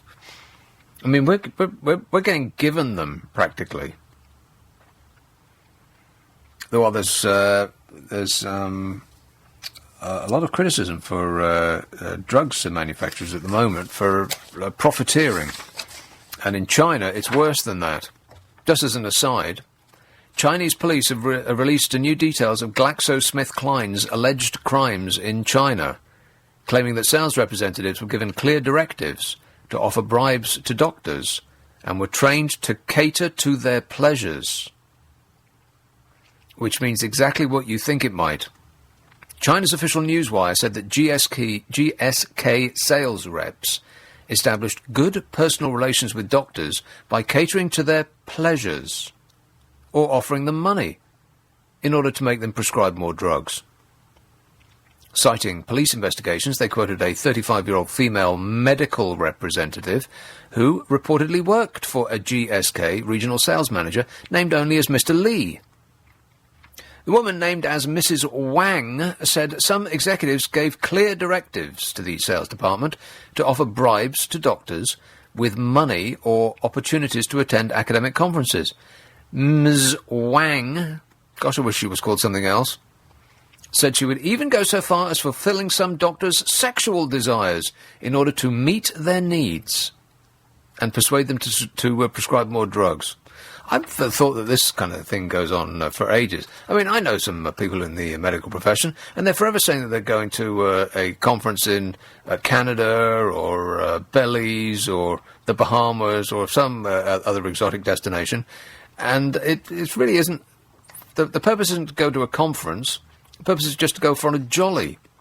How many times have you been to the doctors and they write out a note on note paper that is headed with some drug name? Now, if they've been given notepads, you can imagine that nobody would prescribe and nobody would go out of their way to make an effort to please a company that's giving out notepads. So let's assume that there's more than notepads come in the goodie bag that's presented to them. A doctor from a reputable hospital whose real name was not given claimed that one GlaxoSmithKline representative had blatantly offered kickbacks to doctors. If a doctor appeared reluctant to accept cash, GSK salespeople would offer them gifts, free travel, after meetings and lecture fees. In fact, many doctors received lecture fees even when the lectures did not exist. The state-run news agency in China claimed that a cut of between 7 and 10% of prescribed drugs went directly into doctors' personal accounts. Maybe that's another scandal waiting to break here too. We'll add it to the list of potential scandals that we expect to arrive any moment. On Wednesday, the company's chief executive, Sir Andrew Whitty, conceded that senior figures in GSK's China business might have engaged in inappropriate and illegal behaviour. He described the allegations as shameful. Correctamundo. The scandal erupted in July when police officials said that during a 6-month investigation they turned up evidence that GlaxoSmithKline had behaved like a criminal godfather. The company had used hundreds of middlemen to channel money to doctors and health workers in order to convince them to prescribe their drugs. This is what was claimed. Chinese police alleged that GSK had used travel agents to distribute as much as, are you ready? £323 million in kickbacks, bribing without restraint government officials, drug associations, medical foundations, hospitals and doctors. A multinational corporation allegedly acting like the mafia. That's surprising, isn't it? No. Not really, no. I'm sure that sort of thing would never happen in jolly old England. 0845 6060 973. Hey, I still haven't gotten around to the demise of the newspaper industry. I have detailed files. None of it makes good reading. Text 84850. Email nicka@lbc.co.uk. London's biggest conversation with Nick Abbott.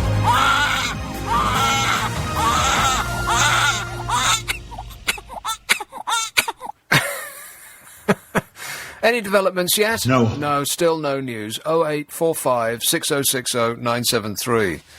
Oh, well, I am very upset.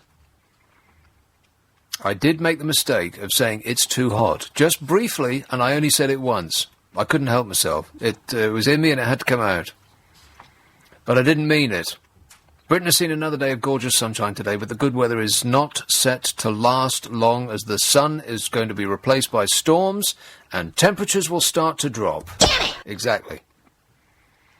An early warning of the unsettled conditions came in Scotland when a village was hit by a tornado which ripped off roof tiles and damaged trees. And the storms will quickly move across the rest of Britain, with the southeast of England set to see as much as 30 millimetres of rain in a single hour. Oh, no. That's going to be later today. Watch for it outside a window near you. A Met Office spokesman said it's going to be very wet over the weekend for some. And we have a warning for Saturday as the southeast and Cambridgeshire receive a band of thunderstorms and heavy rain that is moving northwards from France. French people, we're going to have to go to war with France. They can't get away with this. Remember Trafalgar. Then on Sunday we have another warning for the southwest and the southwest of Wales, as well as the east of England, East Midlands, the northwest, Yorkshire, Humberside and the northeast as well. Well, that's everywhere. They just described England.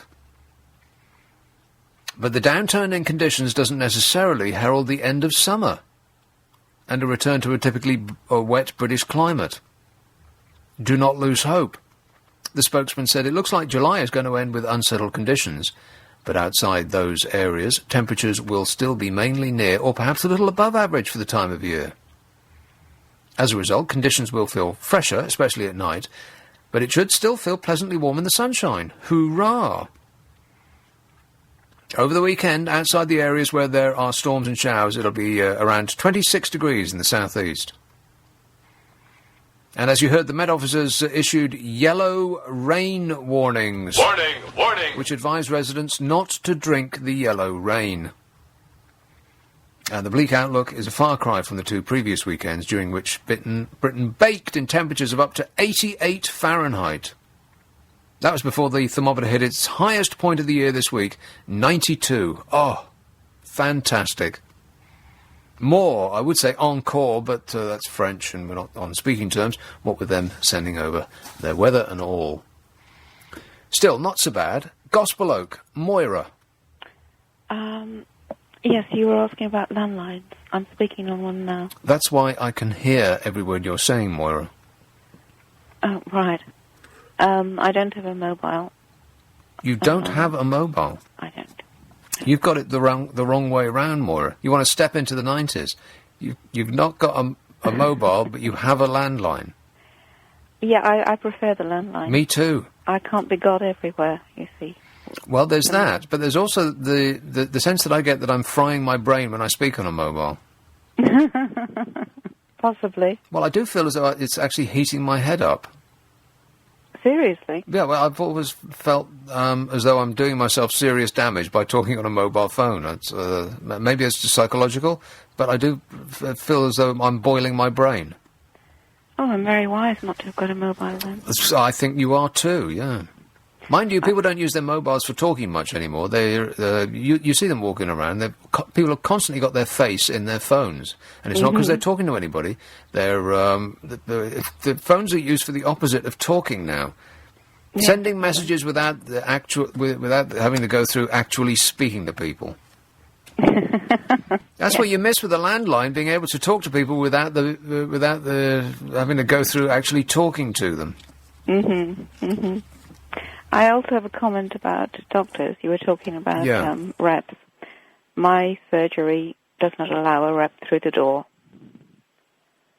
A pharmaceutical rep through the door. Now, when you say yours, you mean the one local to you? I don't own a surgery, right, okay. no. But the surgery I use won't allow a rep through a pharmaceutical rep through the door. How do you know that? Well, they did it a number of years ago. I don't know how I knew about it. Perhaps it was in the local newspaper, or maybe the doctor told me. I can't recall. But they will not have a pharmaceutical rep through the door. I would be very surprised if there weren't some kind of way of persuading doctors to prescribe pills that are... Because, to bring a drug to market costs something like £100 million. It's not cheap. Any new drug has to be tested and tested and tested and tested, and that costs a massive amount of money. So anything that does appear as a new drug has cost about £100 million to get to that position. And so you think that the departments that are responsible for sales will be in overdrive, desperate to make that money back. And so it would be as nothing to them to offer a doctor a trip to the Canaries or wherever it might be, and an all expenses paid journey to the south of France, where they'll have the unveiling of the new drug for the press and all the rest of it. It must be riven with it, the medical profession. No, they really... Well, possibly the medical profession is, but certainly not my surgery. They put a stop to it, a number of years ago. I mean, perhaps 15, 20 years ago.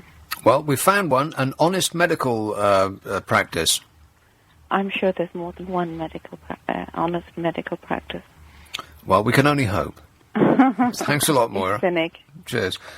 Some texts and emails. Being on a low wage, says this, if I have to pay to see a doctor when I have paid into the NHS for 35 years, I would rather be ill and not see a doctor, as I wouldn't be able to afford it, says Jane.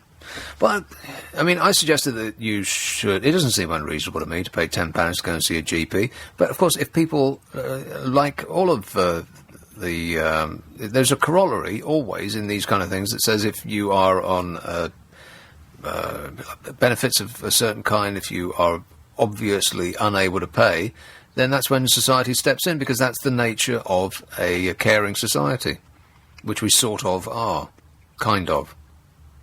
Sometimes, when it suits us. Paul in Worcestershire. Yes, Paul. Good morning. Paul. This kind of behaviour has been going on for at least 30 years. Behaviour? Yes, the behaviour by the representatives of drug companies. Oh, I see, right. Together with the collusion of doctors. Mm-hmm.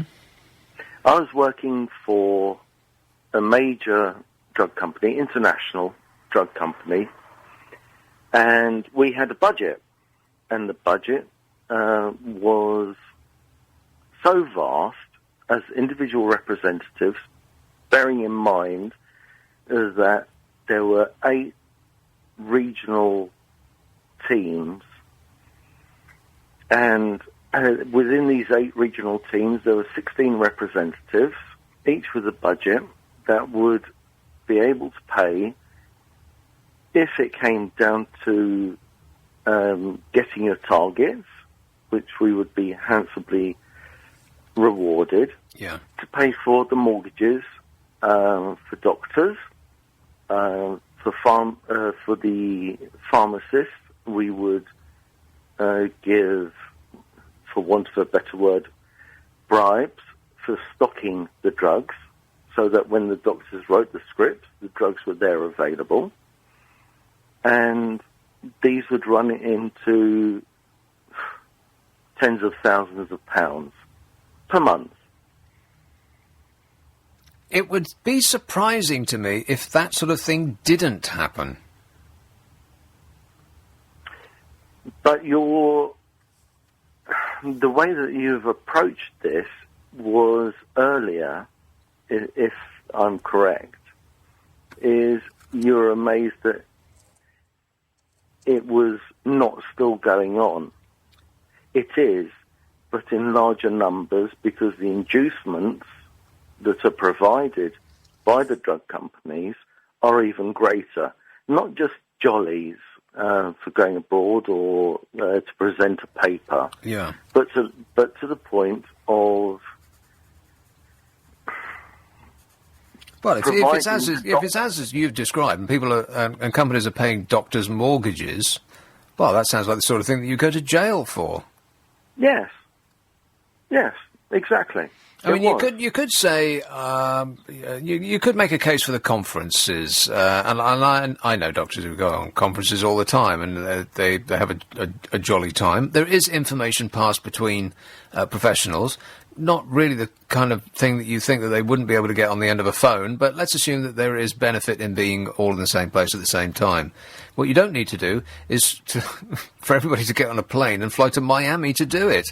You could do it in Penge or somewhere equally awful. Yes, and I understand where you're coming from, but doctors are bound by certain protocols, which is their CPD, which is their continuous development. What's their CPD? What does that mean?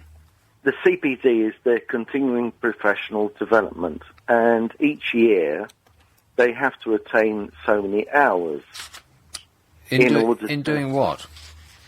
In order to say that they are proficient in certain fields. Oh, okay, right. For example, my speciality was within contraception, female contraception. Yeah. And they would, in order to attain these hours, they would, be treated to certain jollies. But then, if they were introduced to other professionals and the meetings that they were invited to would give them bonus points, which meant that for the following 2 years, they wouldn't have to do anything at all. And this was funded by the pharmaceutical companies. It does seem as though that there's almost a queue of scandals that are about to break, and let's go ahead and be confident. But they shouldn't be broken. Excuse me, but this is what has been going on for years. Well, since forever, I'm sure. It's not about breaking it now. This has been a normal protocol. Yeah, but people aren't familiar with this. This is what I mean about breaking this, the scandal breaking as news. Is most people are completely unaware that this is happening. Well, when let's qualify the people that don't know. Are we talking about the general public? Yeah. Right. Well, of course, they're excluded. And because they're not within right. Well, this is the nature of a breaking scandal, that the public finally get to know about it. Like David Cameron said, that the next political scandal is going to be lobbying. Well, we had a little hint of it, but I'm sure that we haven't had the entire unvarnished, gruesome truth that we're actually being run as a country by the lobbyists of multinational corporations.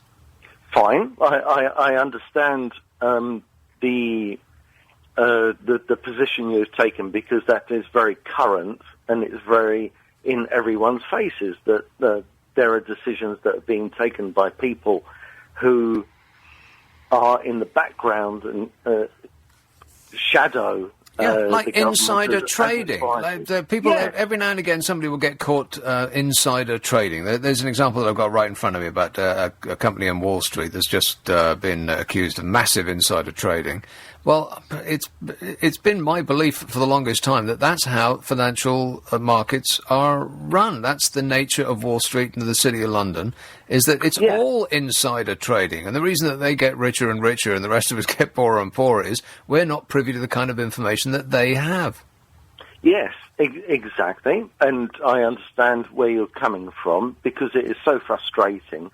But the people that should be brought to book on this, the pharmaceutical companies, I doubt, unless there are going to be some whistleblowers, will not provide the full information. Well, no, I'm sure, but China at least is taking a lead on this. Can you believe that China is taking a lead on this? How embarrassing for us. Still, never mind, we can cross our fingers and hope for the best. Thanks a lot, Paul.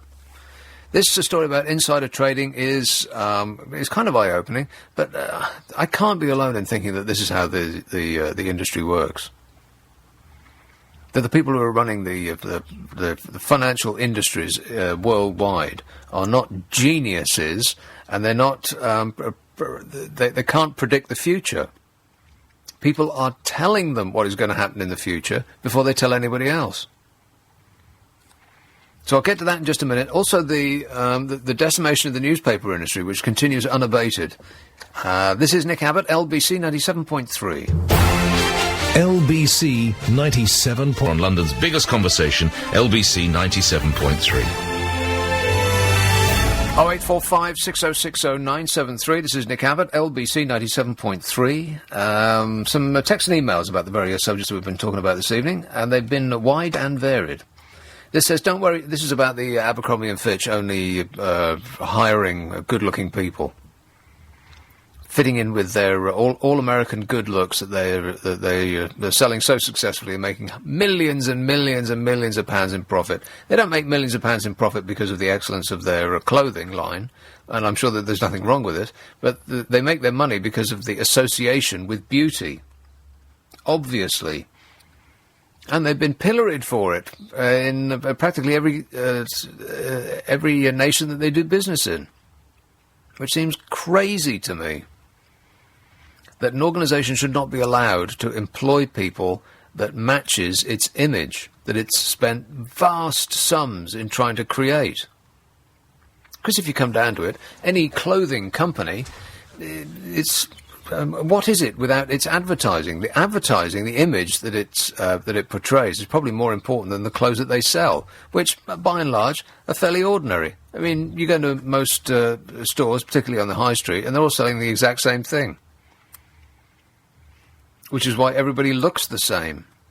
And so you choose the stores that you go in, probably because of the advertising that you see, and you either feel that you fit their image, or you would aspire to be a person that fits their image.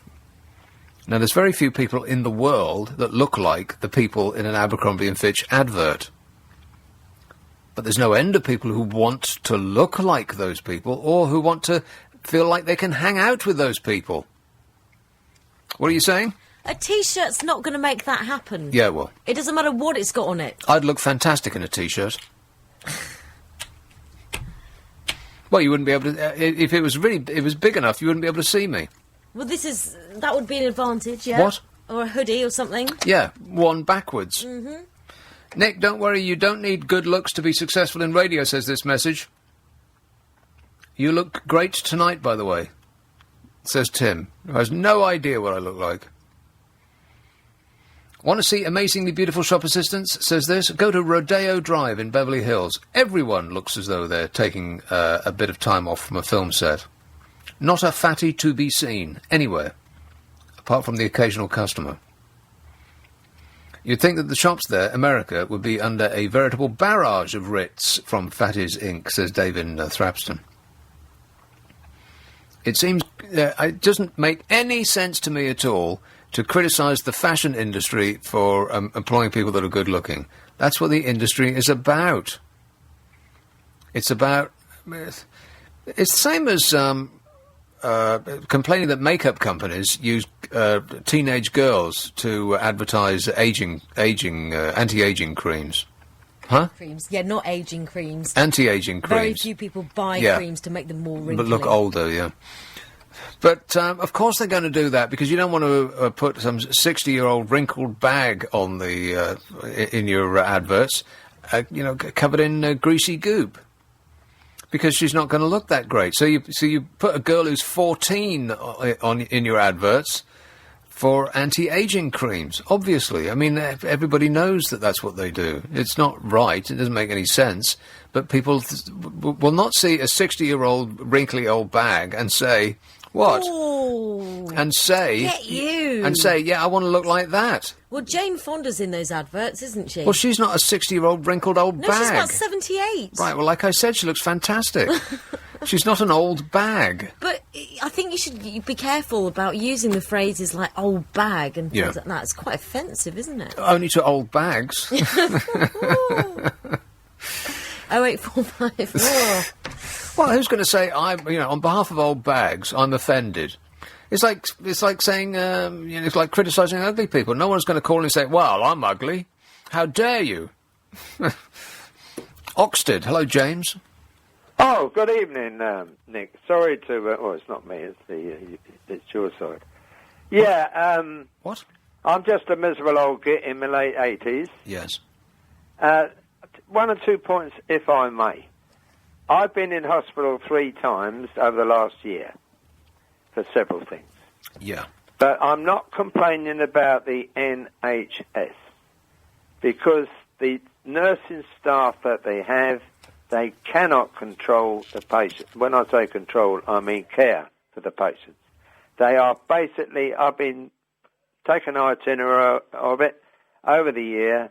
They are literally rushed off their feet. Now, I blame this not to the hospital management, but to the government. It's a terrible, frightening, horrible state. I saw chaps dying in there which may not needlessly have died. I'm not going to mention the hospital, but it was very, very nasty. Yeah. So much so, I then contacted the registrar, who was very reluctant to show the face, but eventually, after a lot of words with my solicitor and whatever, the registrar did approach. This went on 3 times over the last year. My main concern was, as stated, I don't like repeating myself, the nurses, 90% of them are good, you get the odd, and you've also got a lot of foreign nurses and a lot of foreign doctors. The problem is the government has let so many immigrants in. Nothing against them, but they've set so many illnesses into this country via the immigrants that some of them are jumping on the bandwagon and so on and so forth. And that is why the national health is up the creek. The national health is up the creek because immigrants are bringing diseases in with them. Well, there you are. I'm I'm repeating. sorry, but they are. I know a little bit more I'm about not stating that. I'm just repeating what you are saying with a Yeah. question mark at the end of it. Diseases and every damn thing they're Right. bringing in here. Okay, well, thanks for the inside scoop there, James. That's not the reason why the NHS is in trouble. Oh, and I don't believe that such a thing even exists. Immigrants people bring in diseases, yes, but that has nothing to do with immigrants. They come over here, they bring in diseases. We had an expert on the phone. This one says, how lovely, how dare you. Penge is fabulous. You must come and have tea and a slice of Victoria sponge at the Alexandra Nurseries in Parish Lane and think about what you just said to nearly 400 listeners, says Christine. I am so sorry. I don't know why I picked out Penge, probably just because the way it sounds. Penge. This says, Nick, if you were a film director looking for someone to play Quasimodo, would you not pick the good-looking one? Oh, you would not pick the good-looking one. Actually, you probably would. You pick a good-looking one, and then you send them to makeup. That's exactly what you would do. Lady with a hand in the air. And then they'd get nominated for an Oscar because Yeah. they uglied up. That's exactly right. Yeah, Yeah. not too much. Only Hollywood ugly, not ugly Yeah. ugly, just Hollywood ugly. Put on a fat suit, Yeah. sit in a wheelchair, Mhm. ugly up, Oscar's yours. Yeah, thanks very much. Whetstone, hello, Fenella. Nick, Fenella. haven't spoken to you for ages. Wow, haven't I been lucky? You know, you're so cheeky, but you're adorable. What's the word you would use? What's the word you would use, Amanda? Charming? I don't think I'm allowed to say it. Yeah. Charming. Precious? Anyway, Let's go with listen. precious. I am so precious. Mm-hmm. Anyway, I'm going to get a bit serious for a minute. Years and years ago, the pharmaceutical industry did ply doctors with, Kickbacks. all Yeah. sorts of goodies, Bribes. basically. I know this because my dad was a GP and he used to come home with bags of things, especially at Christmas. Yeah? He used to say, is this a present from Pacer? Oh, no, that's the rep for that drug or whatever. Well, He used to what kind give of me- presents would he come back with? Oh, well, you get bottles of wine to cheese from that lovely shop Cheese? in German Street to... Cheese? Yeah, but really nice. Cheese? Not your average cheddar. I mean, like... But, really yummy things. Right. I think I'd rather have money. Well, anyway, so, doctors used to be plied with all this stuff. And then, what happened was a few years, well, I don't know how many years ago it was now, to be honest, but so I think it's several years ago, there was a change in the law relating to the relationship between the pharmaceutical industry and the medical profession. And what basically the change in law was that the pharmaceutical industry was no longer allowed to give doctors, whether in the hospital or in general practice, anything over, each doctor's not allowed to be given more than £6 worth of freebies. So for £6? Yeah. Well, maybe that's why they just stuck with the notepads, because... Well, exactly. Notepads and pens, that's all they get. I seriously doubt that that's the case. I mean, if they are operating within the letter of the law, then yes. But let's assume that multinational corporations with billions and billions of pounds at stake do not operate within the letter of the law. They operate within whatever they think they can get away with. They can get away with what they want out of this country. Yeah. But in this country, if they're found out... If they're found out, yeah, that's the key. Yeah, I know. Yeah. Well, they have fancy accountants, so they can, but, I mean, they can still sponsor medical meetings and stuff, but they can't actually give money. Yeah, I understand. But they can say... I knew one doctor who used to go and lecture, and in return for his lecture, he used to pay for his hotel and a holiday and this and that. Precisely my point. So that seems like a bribe to me. I mean, it's not a brown envelope stuffed with cash, but if somebody offered you like a fortnight away with a 5-star hotel and first-class tickets there and back, you'd say yes, right? You'd say, where do I sign? How many drugs would you like me to push? That's what you would say. 0845 6060 973. Nick Abbott, LBC 97.3. Text 84850. Tweet at LBC 973. This is London's biggest conversation with Nick Abbott. Yeah. 0845 6060 973. This is what I was talking about earlier on. This is an example of the corrupt nature of all things. One of Wall Street's largest and most successful hedge funds was indicted on Thursday on potentially crippling charges that it played a major role in the largest insider trading scheme the industry has ever seen. The charges by the Securities and Exchange Commission accuse the Stamford, Connecticut-based fund with wire fraud and 4 counts of securities fraud that amount to hundreds of millions made illegally over a decade, according to the filing. Papers filed in Manhattan Federal Court are seeking forfeiture of any and all assets still owned by the company, started by billionaire Steve Cohen, that once managed $15 billion. And the indictment hits Cohen's company after a series of blows. The hedge fund was slapped with a $600 million penalty by the SEC in March. Cohen is one of the high-profile figures in American finance, one of the richest men in America. He's among a handful of upper-tier hedge fund managers on Wall Street who pull in about $1 billion a year in compensation. Not $1 million, $1 billion. In a statement, FBI Assistant Director George said the hedge fund and its management fostered a culture of permissiveness. They not only tolerated cheating, they encouraged it. And the U.S. Attorney Preet Bharara said at a news conference that the firm had zero tolerance for low returns, but seemingly tremendous tolerance for a conduct of questionable ethics. Which sounds like the City Bible he's reading from there. And that was their big mistake, doing those deals on Wall Street. If they'd done them here, he would be looking at a different possible future. We don't send our insider traders to jail. We send them to get knighted. Correct. Big difference. Here is Barnett. Hello, June. Hi there. Hello there. Your lady... Are we on speakerphone? No. We're not. I've only got a yes? I've only got a landline, my Right. love. I don't want to be tweeted and texted you to do a do and all that. Yeah. I booked you We in for we half were on speakerphone, though. No, not my... I don't have a speakerphone. If you say so. Well, I've got a phone, landline. Yeah. Which also has a speaker facility. Well, obviously I'm speaking on it. What do you mean? So, Anyway, Nick, I booked you in for half an hour. So Have pay you? Pay attention. at what cost? My cost. Anyway, listen, Nick, I've been a born and bred Londoner all my life. And I still live in Greater London. And I paid into, quotes, the system for 40 years. Yeah. The problem with paying into systems, whatever they may be, is you, quotes, are anonymous. Like the Inland Rev, like all of it. You're anonymous.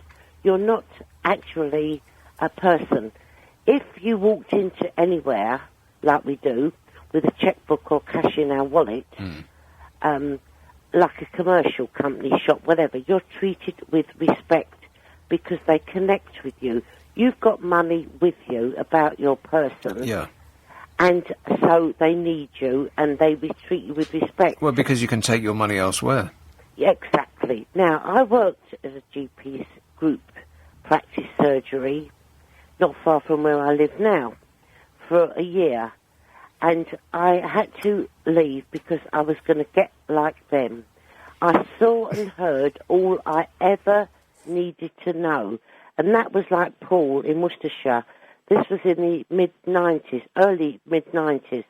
I did a part-time job because there's no such thing as a full-time one. You couldn't do it all day and every day because your brain can't handle it with people at the front.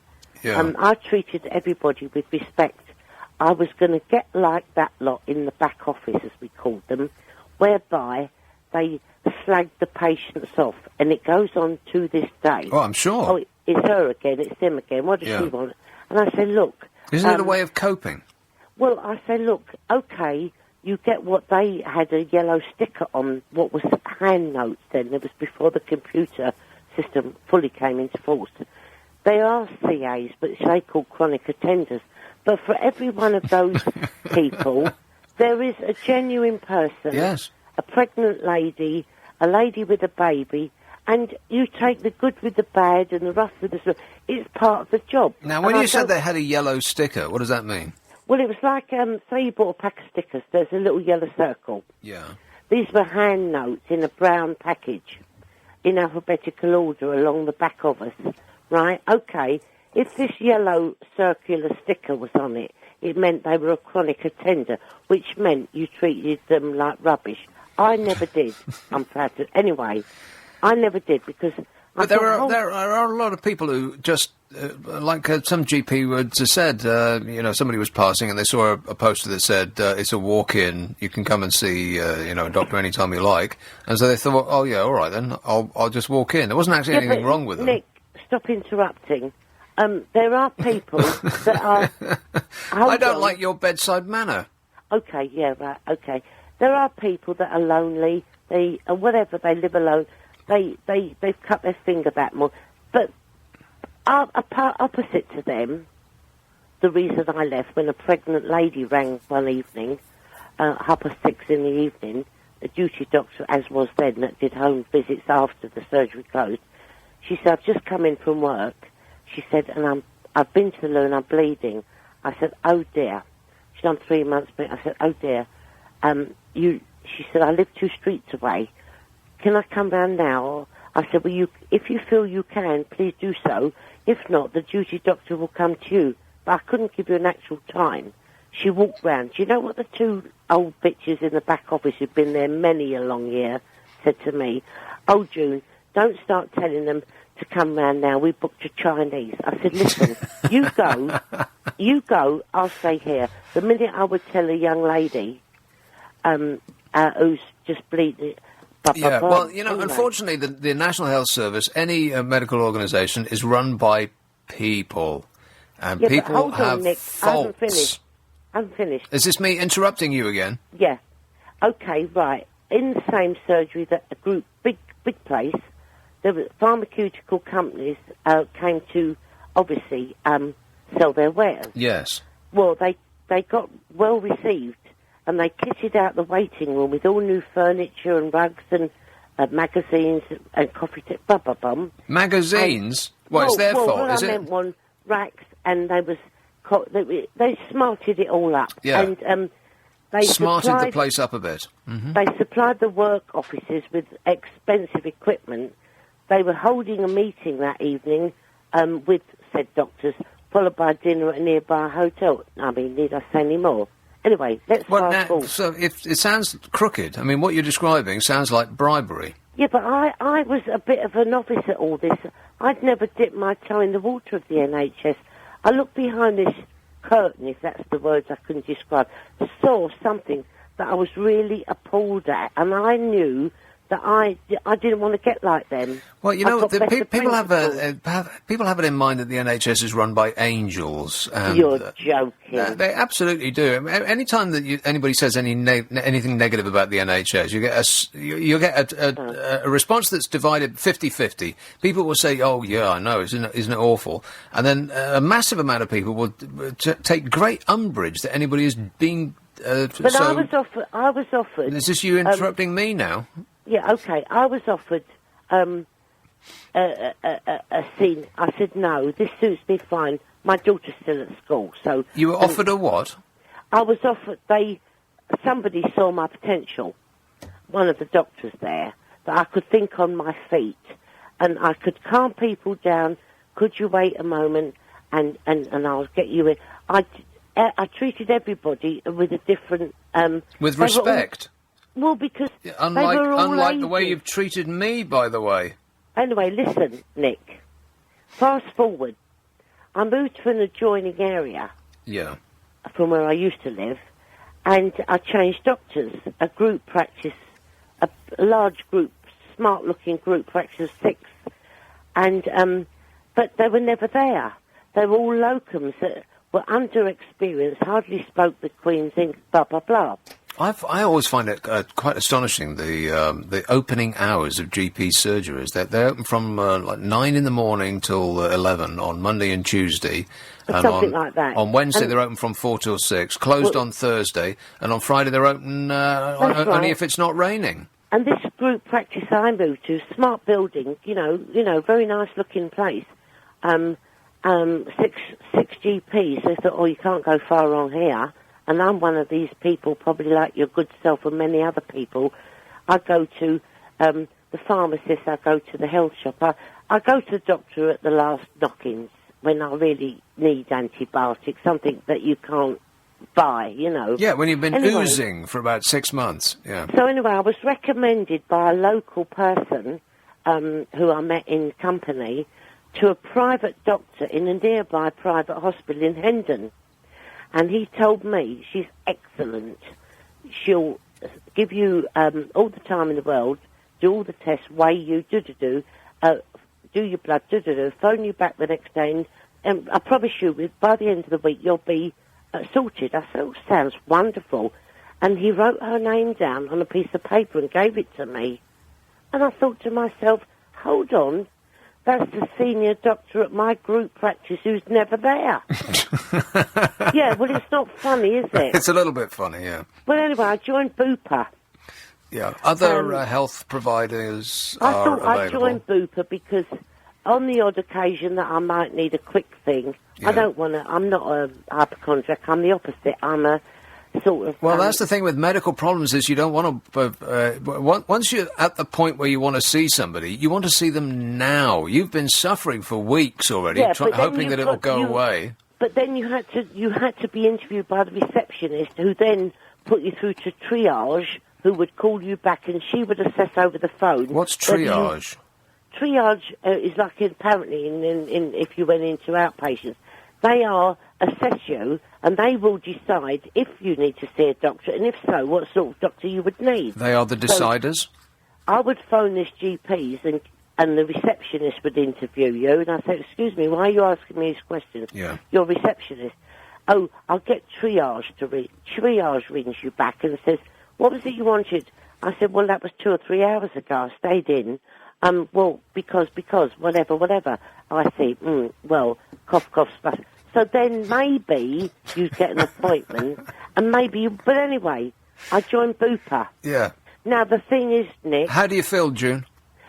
Darling, listen, forget me, because It's again, so you are difficult. I'm trying, but it's very difficult. Okay, because you quotes are quotes anonymous, i.e., with your insurance company, with your travel company, once you start paying into quotes a system, and you'll be befuddled with a call centre, they lose contact with you. Who do? Well, any big organisation that you subscribe to on a monthly basis with your direct debit payment, right. You then just become a pleb. That's not true, because you can take your business away, much like any... I did, but there again, then I'm back where I started. Where do you go from here? Because once you do put your toe in the water of being a subscriber to a company... Yeah. They take your direct debit monthly from your bank account, and when you try to access their system, it's befuddled with all ins and outs and get-out clauses and... I can't imagine that you'd be befuddled, June. Well, darling, I'm not usually, but, I mean, we've all been there, Nick. Well, it seems that an organisation that has been running for as long as they have, they must be doing something right. And we can't extrapolate from your experience that that's not the case. Obviously. Some texts and emails. She was excellent, by the way. We should give her own show, yes? Triage is a really good friend of mine, actually. All three of her? Who's Triage? Well, she kept on going on about it. So Triage rang me, and I thought, well, that's nice of Triage. Yeah, I thought it was like an animal thing. Isn't that a horsey thing? Triage. Why would you think it was an animal? Isn't triage a horsey thing? You're thinking of dressage. Oh, yeah. One of those arges. On behalf of Old Bags, I'm offended, says Christine in Reading. Christine in Reading lives at the following address. Hi, Nick, I'm a 60-year-old bag with perfect skin, so there. Wait, no, I wasn't saying that anybody who is 60 is an old bag. I was specifically referring to old bags. You know what I mean. Nick, what about the very... and I was in reference to adverts for anti-aging cream.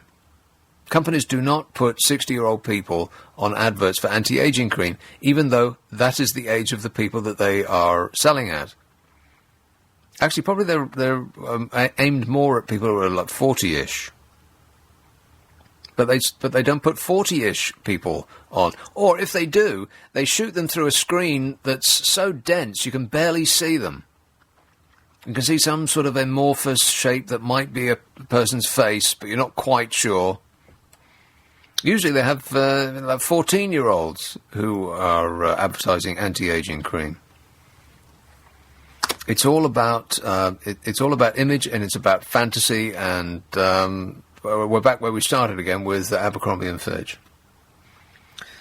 This message says, Nick, what about the very annoying habit of people in shops, etc.? They say, would you sign this for me, or would you sit down for me? Eek! ! As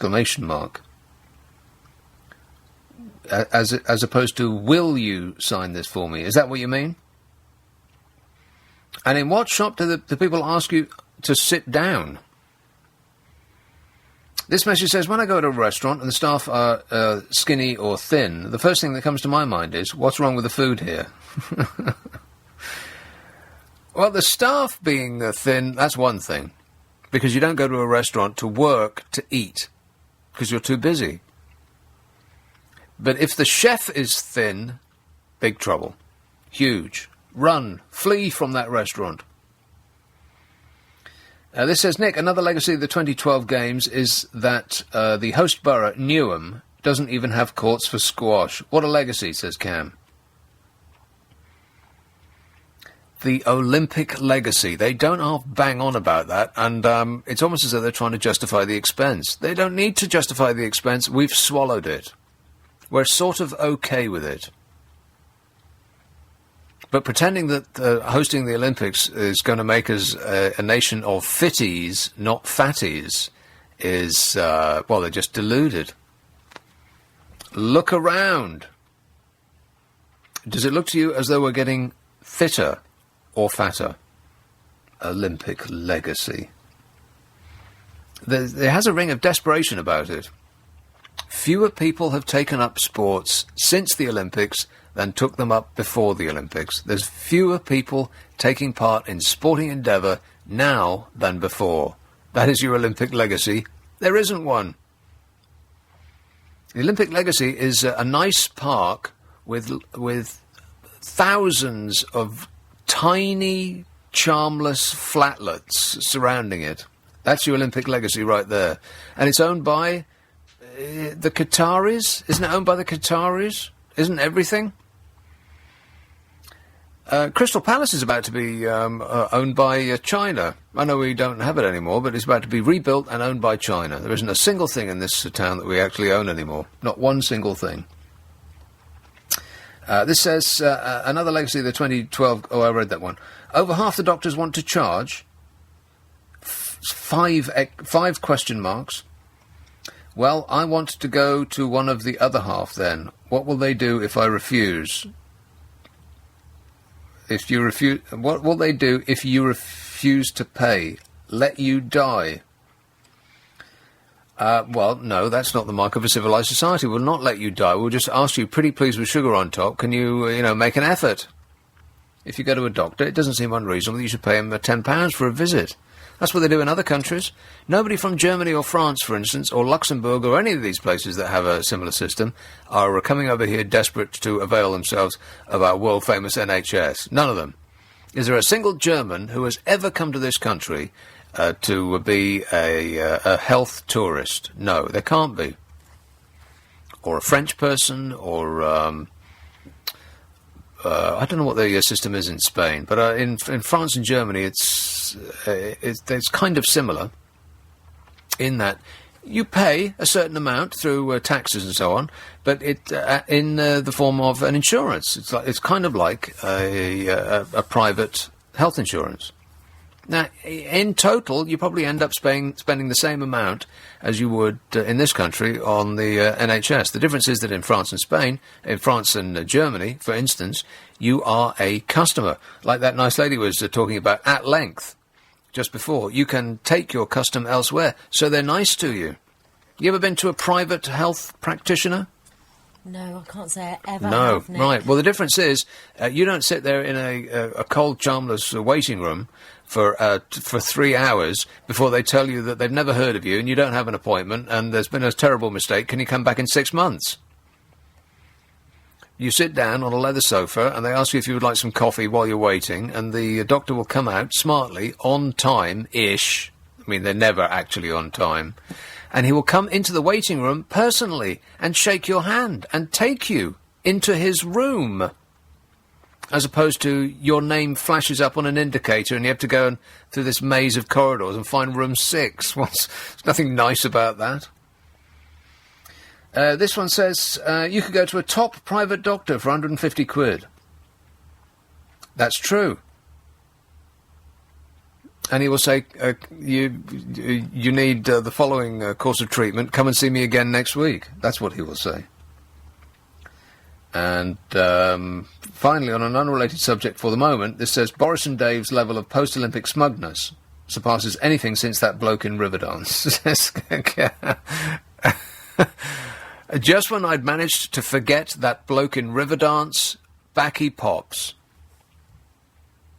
So I was going to talk about their continually failing newspaper industry, but sadly we appear to have run right out of time. Is it a full moon this evening? Because there was a lot about that, the full moon. New research has shown that the lunar cycle influences the way we sleep. Now, presumably this story appeared in many newspapers because there is a full moon this evening. Is it a full moon this evening? Hey, Manda, is it a full moon tonight? No, it's not. It isn't? No, not at all. It was last week. Well, like I said, so this is the reason that this story has appeared in so many newspapers, is because it's a completely old story. Well, I am stunned. And just a little bit shocked. Now, would you like to hear a story about a cat up a tree or a pigeon that got killed? You want the pigeon that got killed? Oh, all right then. Zach Goldsmith's brother Ben risks a 6-month prison sentence because he bludgeoned a bird to death in central London. What? Feral pigeons have rights under the Wildlife and Countryside Act 1981. Assaults upon them can result in up to 6 months imprisonment. Unlike assaults upon actual people, which can result in nothing at all if you're throttling a celebrity chef at lunch. Ben Goldsmith took the law into his own hands when he was in collision with one of the birds as he cycled in London on Wednesday. He dismounted and bludgeoned it to death with his shoe. Blood and feathers were everywhere, one witness said. He said what made matters worse was that the incident was witnessed by a coachload of school children. The brother of the Conservative MP Zach Goldsmith, a former environmental advisor to David Cameron, confirmed on a social networking website that he was involved in an assault on a bird, which took place in Glasshouse Street near Piccadilly Circus. Just biked over a pigeon, he reported. Had to kill it with my shoe. Really upset about it, and so were the school children who watched me do it. The witness says Sir James Goldsmith's son hit the bird as he rode his bike off a curb into the street. And Mark of the RSPB says the correct thing to have done would have been to have taken the bird to a vet. Only a qualified person can decide when a bird or an animal is beyond saving. What a horrible story to finish on. Poor little Chook. Meanwhile, it's a friend to the animals. He talks and walks and squawks with the animals. Just